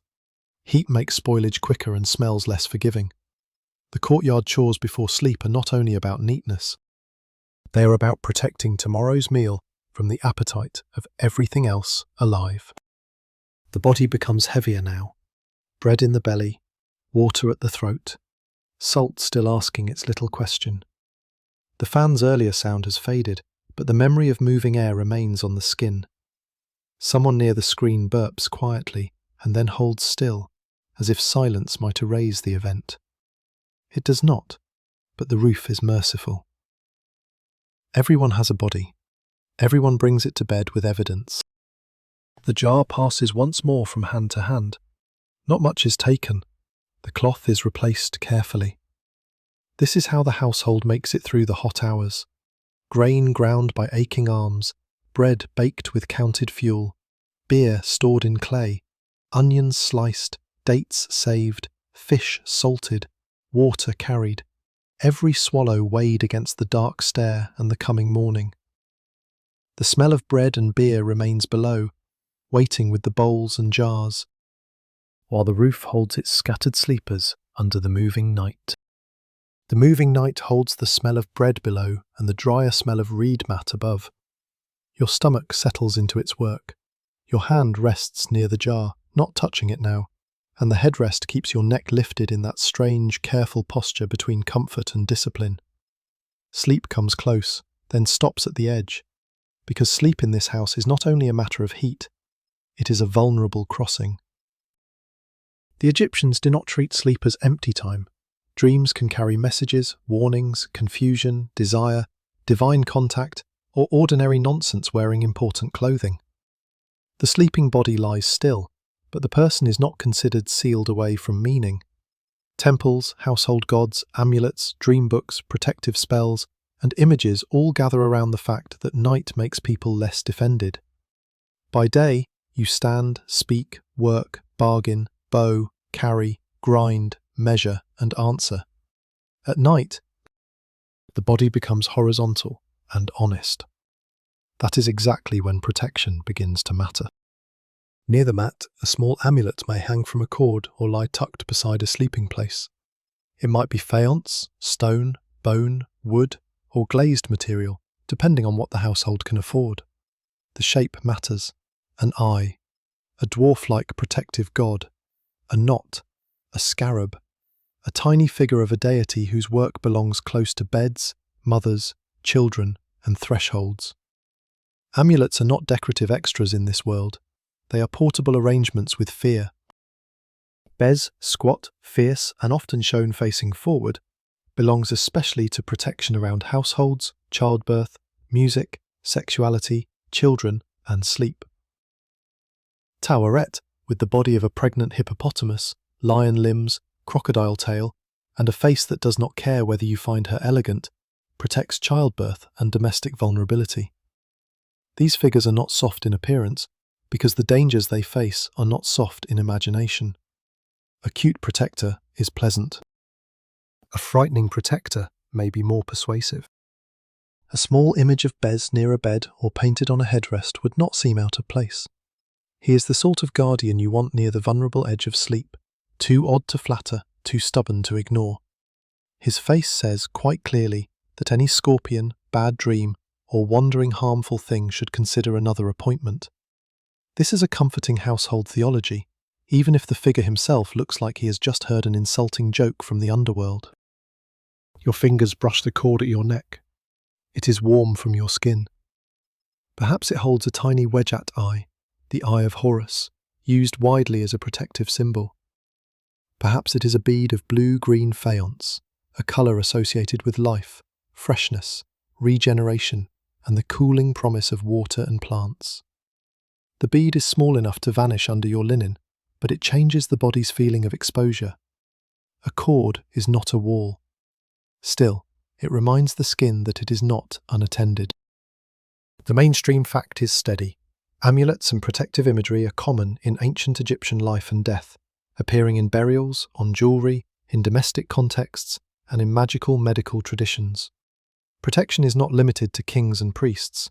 Ordinary people also seek help against illness, bites, bad dreams, difficult childbirth, and the fragile moments when the household cannot control everything by sweeping, covering, or counting jars. Religion does not sit apart from daily life. It lies beside the mat. But the exact border between religion, magic, medicine, and household habit is not neat. Modern scholarship still has not quite resolved whether some practices should be separated into categories at all, because the ancient evidence often treats words, objects, ritual gestures, and remedies as parts of one working system. A spoken charm over a bite, an amulet on a child, a herb mixture, a god's name, and a mother's hand may all belong to the same practical response. The categories are ours. The night problem is theirs. The headrest itself may carry more than neck support. Some decorated examples include protective forms, carved images, or inscriptions. Lifting the head has practical value in heat, but the head is also precious, exposed, and symbolically charged. In funerary belief, headrests can help the deceased rise or be protected, and spells in funerary texts refer to the headrest. For the living, the line between good sleep and guarded sleep may be thin. You place your neck on an object that holds the head up and, perhaps, holds harm away. A dream book from ancient Egypt, especially the Ramesside dream book, preserved on papyrus, shows dreams interpreted as good or bad signs. Some entries may seem strange from a modern bed, but the habit is familiar enough, waking from an image and wanting to know whether it meant anything. Ancient dream interpretation does not make every sleeper a mystic. It makes the night socially legible. A dream can be discussed, feared, dismissed, or acted upon. Even nonsense gets a hearing if it arrives with enough force. The roof is quieter now. One person breathes through the mouth. A child murmurs a fragment of sleep speech and is answered by a hand, not words. The amulet against your skin has shifted into the hollow near the collarbone. It is slightly sticky with sweat. The practical and sacred meet there, under linen, in a place where no visitor sees it. Protection does not need to be announced to work on the nerves. A quirky object from the wider world of Egyptian protection is the so-called magic wand, or apotropaic wand, often made of hippopotamus ivory and carved with protective figures. These are especially connected with the protection of mothers and children in the Middle Kingdom. Their curved shape comes from the hippo tusk itself. The hippopotamus is dangerous in life, yet its ivory becomes a material used to protect life. That is not a tidy symbol. It is better than tidy. It feels like someone taking power from a feared animal and putting it near a cradle. You do not have such a wand here. Most households do not possess the finest version of every protective object.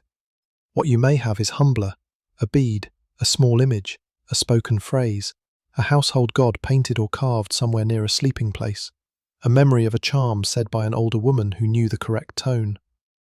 The value is not always in expense. It is in being covered from more directions than the body can manage alone. The heat has made the body tired, but belief gives the tired mind a shape for its unease. The mosquito, the scorpion, the fever, the bad dream, the cry of a child, the sudden stomach pain, the strange sound below, the river air that stops without warning. All these things press at the edges of sleep. Some can be handled by cloth and jars, some by brooms and walls, some by names, images, and little objects warmed against the chest. Your hand moves once to check the amulet cord. Still there. The gesture is almost too small to count, but it counts. Then the hand lowers again. The headrest presses at the neck. The roof is nearly cool now. Not cool like water, but cool enough that the mat no longer argues. Behind the reed screen, someone turns and mutters a protective phrase into the cloth. Perhaps for a child, perhaps for themselves. The words sink into the roof air and stay close to the sleeping bodies. Beside the covered jar, beside the folded linen, beside the small charm resting where the pulse can feel it. The words remain close for a while, too soft to separate from breathing. Then a heavier breath answers them from the far side of the roof, and the spell, if it is a spell, becomes part of the same dark mixture as sweat, reed fibre, clay, sleep, and the faint sourness of beer below. You are not alone in this heat. That is both comfort and inconvenience. In a workers' village, in a crowded household, or in a temporary camp near a quarry, field, canal project, or expedition route, sleep rarely has the luxury of wide personal space. Bodies gather because walls, roofs, labour schedules, and safety gather them.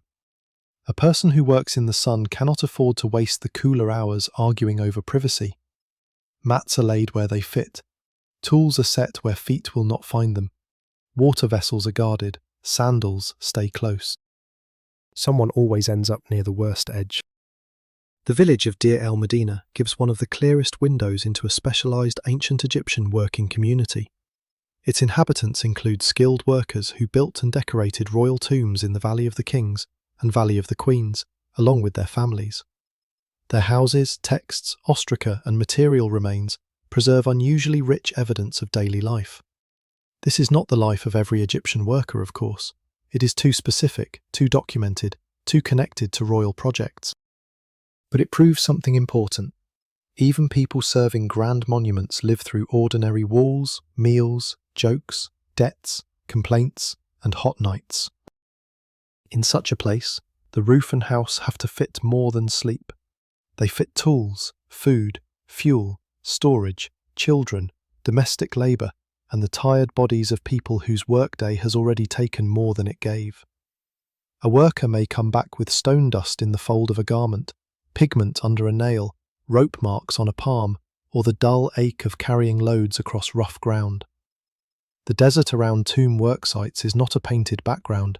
It is glare, rock, path, distance, and heat bouncing up through the soles. Labour schedules try to respect heat when possible, but state projects, harvest needs, temple service, military demands, and household survival do not always arrange themselves kindly around comfort. Work may begin early. It may pause in the worst heat if the task allows. It may continue because someone with authority has decided the body is negotiable. By evening, sleep is not a gentle hobby. It is repair. A man or woman lying near you may carry the day differently. The quarry worker's shoulder is not the same as the grain grinder's wrist. The water carrier's hip has its own memory. The scribe's fingers cramp around a reed pen, less dramatic perhaps, but still real. A child apprenticed to a task learns heat through obedience first, and skill later. Everyone arrives at night with a body shaped by what it has been ordered, taught, or required to do. In a temporary camp, the arrangements are rougher. Expeditions to mines, quarries, or desert routes leave evidence in inscriptions, camps, roads, and administrative records. Workers, soldiers, officials, and support staff may sleep in huts, tents, lean-tos, crude shelters, or under the open sky, depending on place and purpose. Shade can be built from reed mats, textiles, brush, or stone walls. The ground may be cleared, but not made friendly. A mat keeps grit away from skin until the wind disagrees. The heat after sunset in such a camp has a different character from the village roof. There is less stored household smell, more open mineral dryness. Stone releases heat. Sand enters seams. Water has travelled farther and is watched more sharply. A jar in a village is precious. A jar in the desert is authority. Nobody jokes too loudly near the water store unless they are very sure of their position. A quirky survival detail belongs to work gangs and expedition camps. People write on broken pottery and limestone flakes because papyrus is too valuable for every note, list, sketch, complaint, or practice line. These ostraca can carry accounts, attendance records, jokes, sketches of animals, letters, and rough drawings. A broken piece of jar near the sleeping place may become tomorrow's message about rations or absence. The pot that failed at holding water can still hold irritation in ink. Your sleeping space in a worker's setting is therefore crowded with unfinished use. A mallet or basket may sit near the wall. A coil of rope gives off a dry plant smell.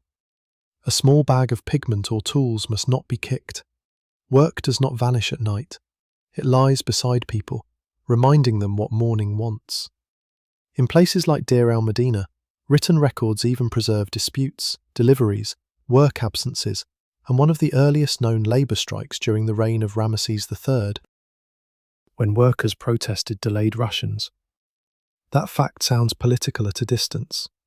Up close, it is about bread, beer, and whether a tired body can trust tomorrow. Archaeologists and historians do not entirely agree on whether the best preserved workers' villages should be treated as models for ordinary Egyptian labour housing, because such communities were often planned, specialised, and tied to state projects. The evidence is rich exactly where life was unusual. Still, the heat does not wait for typology. A crowded sleeping room, a shared roof, a ration jar, a mat near tools, an early start before the sun gains power. These belong to many working lives, even when the details change. Shared sleep has rules that do not need writing. Do not roll onto another person's linen. Do not take more than your part of the breeze. Do not leave a tool where a sleepy foot will find it. Do not drink deeply from the jar unless you filled it. Do not step over someone's head if another path exists. Do not wake the person who must rise before you unless the roof is on fire, and even then speak quietly at first. People who live closely develop etiquette as practical as architecture. Heat makes these rules sharper. A hot body wants to spread out. A crowded roof says no. A sore leg wants to stretch. Someone else's ribs occupy the only available future. The mat becomes a border, but borders wrinkle. In the dark, a knee touches a basket, a foot brushes a wrist, a child turns sideways and becomes impossible. The household responds by nudging, murmuring, lifting, folding, resettling. Sleep is assembled again and again. In a camp, the night may also carry watchfulness. Animals, supplies, tools, water, and authority all need guarding. A person on watch sits while others lie down, listening to ropes, donkeys, wind, and the small, unsettling sounds of open land. The job is not glamorous. It is mostly staying awake while everyone else makes staying awake harder by breathing slowly. If there is a breeze, the watcher gets it sitting up. If insects come, they find the watcher first. This is not mentioned in heroic inscriptions, which is typical. Back on the roof, your own arm has grown stiff from keeping within your narrow place. The person beside you shifts and pulls their linen away from your elbow without waking fully. Shared discomfort has made the body courteous in sleep. The jar sits just beyond both hands. The amulet cord rests warm near your collarbone. The work tools, if not yours, still affect how everyone lies, because the roof must preserve tomorrow's labour along with tonight's rest. A distant cough moves across another roof. Then a second one answers, farther away. The workers, families, servants, children, animals and half-wakeful guards of the settlement become a loose field of breathing under the same hard stars. No one has defeated the heat. They have divided it, endured it, argued with it, and arranged their mats around it. Your shoulder presses into the reed pattern, the last breeze thinning across your cheek, while somewhere near the stair, a tool handle rolls gently against a wall and stops just before it wakes the person who will need it at dawn. The tool handle stays still, and the roof returns to its careful breathing. For a little while, even the insects seem to reconsider their ambitions. The air has thinned, not cooled exactly, but shifted into a lighter layer that lets your skin believe in sleep. Then another smell rises, faint and damp, from the direction of the fields. It is the smell of water, where water should not always be. The year in Egypt does not move only by heat and less heat. It moves by river time. Before modern dams changed the Nile's old rhythm, the annual inundations swelled the river and spread water and silt across the floodplain. Egyptians divided the year into seasons, often called Akhet, the inundation, Peret, the growing season, and Shemu, the harvest or dry season. That is the neat version. On a roof at night, the neat version becomes wet ground, different insects, changed work, softer air, and the strange relief of seeing land drink after months of glare. The flood does not mean every place becomes comfortable. It means the map of discomfort changes. Dry heat can scrape the throat and crack the skin.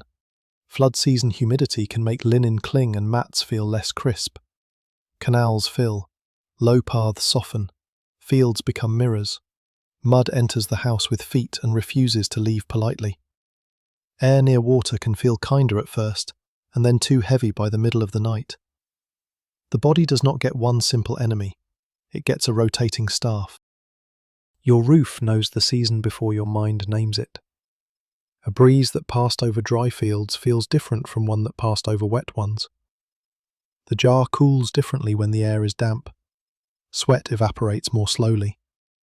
The linen that helped so well on a dry night begins to behave with less discipline, sticking behind the knees and at the waist. Dry heat makes the body ask for water. Humid heat makes the body ask why the air has become furniture. Still, flood time brings relief that cannot be dismissed. The fields need the water. The silt renews the soil. Boats may pass where walking was easier before. Work shifts from one kind of urgency to another. Agricultural labour bends around the river's rise and retreat. Officials measure, farmers watch, households adjust, and everyone understands that the river's behaviour will decide more than comfort. It will decide food, taxes, labour demands, and fear. A mainstream fact sits behind all this. Egyptian agriculture traditionally depends on the Nile flood, which waters fields and lays down fertile silt along the valley. Without that rhythm, the desert presses too close. With it, grain grows, cattle feed, taxes can be assessed, offerings can be made, beer can be brewed, and households can hope the storage jars will not accuse them by going empty too soon. But the flood is not gentle just because it is necessary. Too low and fields suffer. Too high and homes, boundaries, roads and storage places can be threatened. Mudbrick walls do not enjoy prolonged water. A house made from dried Nile earth has an uneasy relationship with Nile water when the river comes too near. You may owe your walls to the floodplain, yet still spend part of the season protecting those walls from the floodplain's enthusiasm. One curious instrument belongs to this watery anxiety: the Nilometer. In several Egyptian sites, structures were used to measure the Nile's height, helping officials estimate the flood and, by extension, agricultural prospects and taxation. The idea is both grand and wonderfully practical. A staircase, shaft, or marked stone turns rising water into information. Somewhere, while you are trying to sleep, another person may be thinking not of cool air, but of how high the river stands against a mark, and whether that height means plenty, worry, or an argument over grain owed. The roof remains your refuge, but its usefulness changes with dampness. During very dry heat, the night air steals warmth efficiently. During flood season, the same roof may stay muggy longer. Mats absorb a little moisture from the air. Stored reeds smell stronger. The courtyard below may hold damp patches where feet have carried mud in from lanes. The broom does not raise as much dust, which is pleasant, but the floor dries more slowly, which is not. Every relief brings a small bill. A frog calls somewhere beyond the house, with the confidence of a creature enjoying current policy. Another answers. Then another, farther off. In the dry months, the soundscape belongs more to dust, animals, tools, and human voices. When waters rise or linger, the night gains these wet little musicians, and they are not subtle.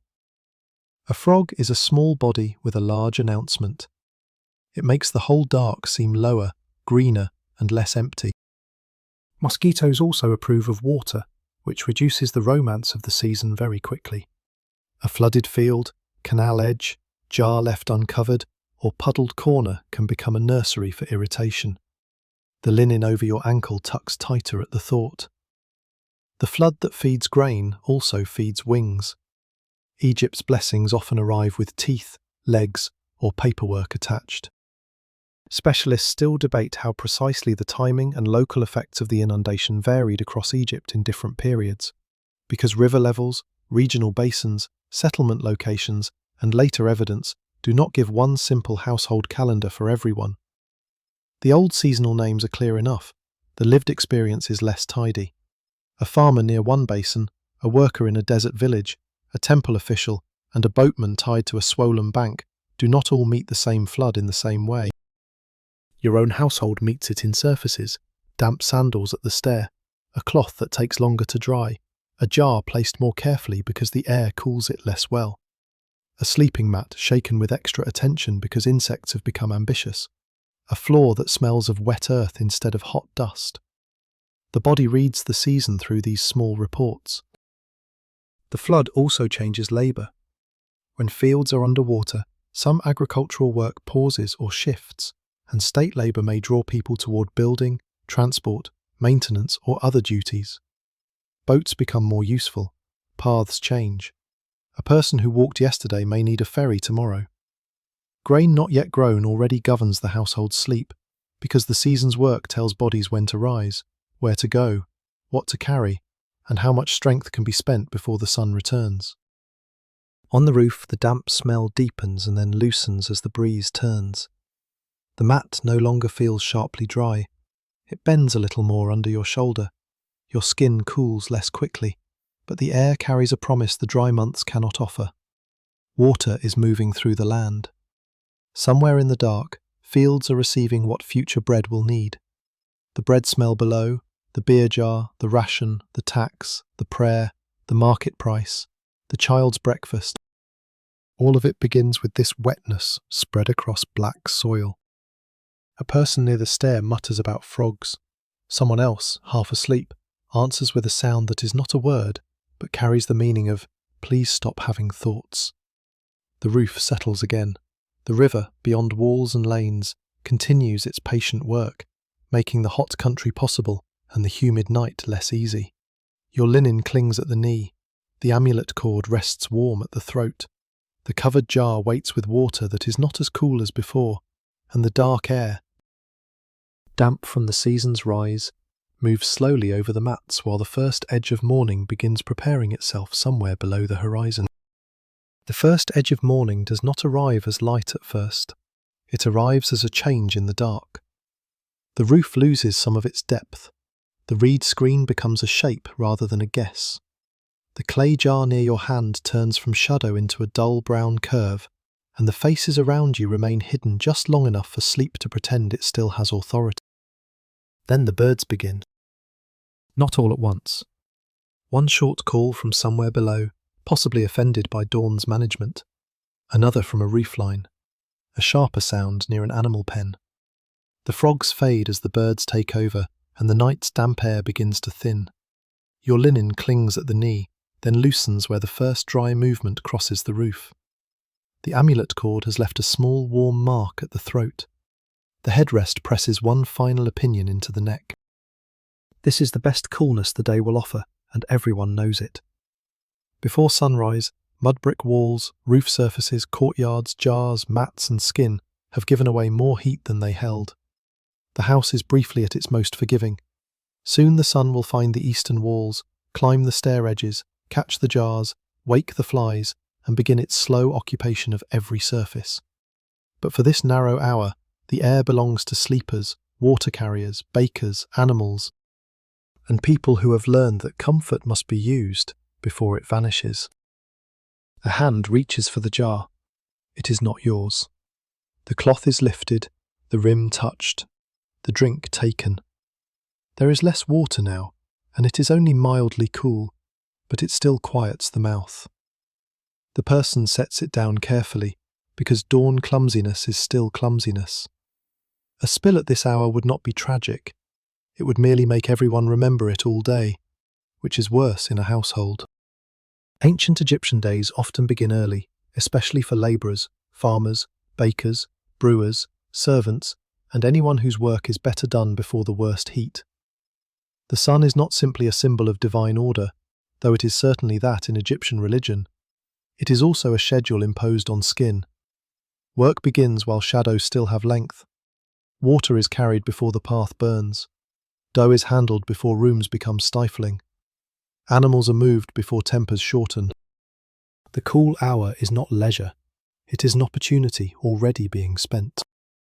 You sit up slowly, because the headrest has persuaded the neck into a position the neck now wishes to discuss.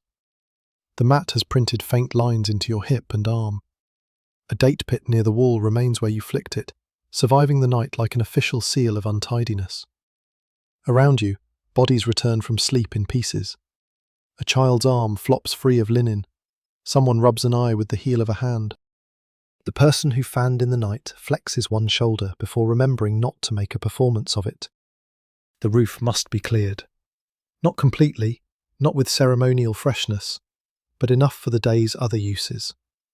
Mats are shaken over the edge or toward a corner where the dust can be dealt with later by someone who will not thank the shaker. Bedding is folded, rolled, stacked or carried below. A headrest is lifted by its stem and set where it will not be stepped on. Sandals are found. One is exactly where it should be. The other has migrated under a basket. Because sandals enjoy small journeys when no one is looking. This clearing matters because the roof is about to stop being a bedroom. It will become storage, drying place, work surface, lookout, repair area, and sun trap again. Egyptian domestic spaces often serve multiple purposes in a day, and the flat roof is one of the clearest examples. Night gives it to sleeping bodies, morning takes it back for chores. There is no sentimental farewell. The mat that held your shoulder may soon hold damp linen, herbs, a basket, or nothing at all while the sun attacks it. A woman below calls for water. The voice is practical, not loud. The jar on the roof is not enough for the day. Someone must go down, take a carrying vessel, and join the old route between household and supply. Depending on location, water may come from the Nile, a canal, a well, or stored sources. However close it is, it must still be moved by human effort. The body that has just slept in heat now becomes part of the cooling system again. The quirky object of the morning is the pot stand. It may be a ring of clay, a simple support, or a shaped stand that keeps a rounded vessel upright. It does not look important until you imagine every jar rolling. A stand lifts the pot slightly, steadies it, allows air near part of the base, keeps the vessel from direct dirt, and saves the household from the comedy of a water jar slowly tipping at the worst possible moment. Ancient homes are full of such unglamorous inventions. Civilization often survives because someone made a ring that stops a pot from falling over. The eastern edge of the roof brightens. You can see the plaster irregularities now, little ridges and repairs, places where feet have worn paths between stair and sleeping patch. A fly lands on the jar cloth as if reporting for duty. It is waved away with one finger. The insect does not take the rejection personally. It will be back with a committee. Even now, opinion is not fully settled on how much ordinary Egyptians adjusted sleeping places, season by season, across different regions, because the evidence preserves objects and house plans better than it preserves nightly decisions. A bed in a room, a mat on a roof, a courtyard floor, a temporary shelter, a boat deck, a worker's camp. All are visible in fragments, but the exact pattern of who slept where on which night must be reconstructed cautiously. The safest answer is also the most human one. People used what worked until it stopped working, and then used something else. You rise to your knees. The roof that felt like a refuge now begins to feel exposed. Dawn makes privacy thinner. Shapes become people. People become obligations. The older person near the screen is helped up first. A child is nudged awake and protests without opening both eyes. The servant or younger household member gathers the fan, rolls a mat, and glances toward the stair as if counting the day's first tasks already lined up below. The clay jar is lifted. It is lighter than it was at night. Its coolness is mostly gone. The damp cloth around its mouth is wrung once, not enough to waste anything, just enough to settle it for carrying. Your own mouth tastes faintly of clay, bread, and sleep. The air still carries a little flood season dampness, but the sun has begun making plans. Below, the courtyard waits with its swept floor, its bowls, its animals, its jars, its grinding stone, its work that has not slept at all, only paused. The stair is narrow under your foot. The wall beside it is cooler than it will be soon. You carry the headrest in one hand, the mat under the other arm, linen tucked properly again, and descend before the roof turns from bedroom back into oven. At the bottom, the house still holds a last pocket of night. The shaded room gives your skin one brief kindness. Someone opens the door only part way, careful with the angle of light, careful with dust. careful with being seen too early and too rumpled. Outside, the first calls of the day begin to gather. Animals, voices, water jars, footsteps, the dull scrape of work finding its tools. The heat has not returned fully, but it is close enough to be believed. The mat is leaned against a wall, the headrest is placed where it belongs. The jar goes toward the doorway, toward filling, toward another cycle of carrying, cooling, covering, and guarding. Your fingers leave the clay reluctantly. The night has taught them its shape. Before the sun clears the wall, before the roof stores fire again, before linen tightens and thirst begins its patient counting, the house breathes once through its shaded rooms. And you stand inside that short, borrowed coolness while the day gathers itself just beyond the door. The room remains dim for a little longer. Not dark, not cool in any lasting way, but dim enough. The wall beside you keeps its small reserve of shade. The mat waits against the plaster. The headrest is no longer under your neck. The jar has gone toward water, and the space it leaves behind feels oddly calm, as if the night has folded itself and stepped aside. There is no need to hurry inside this last breath. The day will ask what it always asks. It will warm the roof, brighten the courtyard, dry the cloth, wake the flies, pull people toward work, and turn every shadow into something worth noticing. But for now, the house holds one quiet pause between heat and heat. You can let the old rooms soften. Mudbrick, reed, linen, clay, water, wood. Simple things, asked to do difficult work. None of them defeat the sun. They only make life possible beside it. A wall slows heat. A roof receives air. A jar cools by giving a little water away. A cloth covers what must be kept clean. A mat takes the shape of a tired body and gives it back in faint lines by morning. The voices beyond the door stay low. The first chores begin without drama. Someone lifts a vessel, someone clears a bowl. Somewhere, a bird repeats itself with great confidence. The world is awake, but it has not yet become sharp. Let the heat remain at a distance now. Let the roof empty. Let the jar be filled. Let the river move through fields and canals, through memory and bread, through the long old bargain between sun and sleep. And let your own room, wherever you are, be gentler than that roof, softer than that mat, and kind enough to carry you the rest of the way into sleep. Sweet dreams.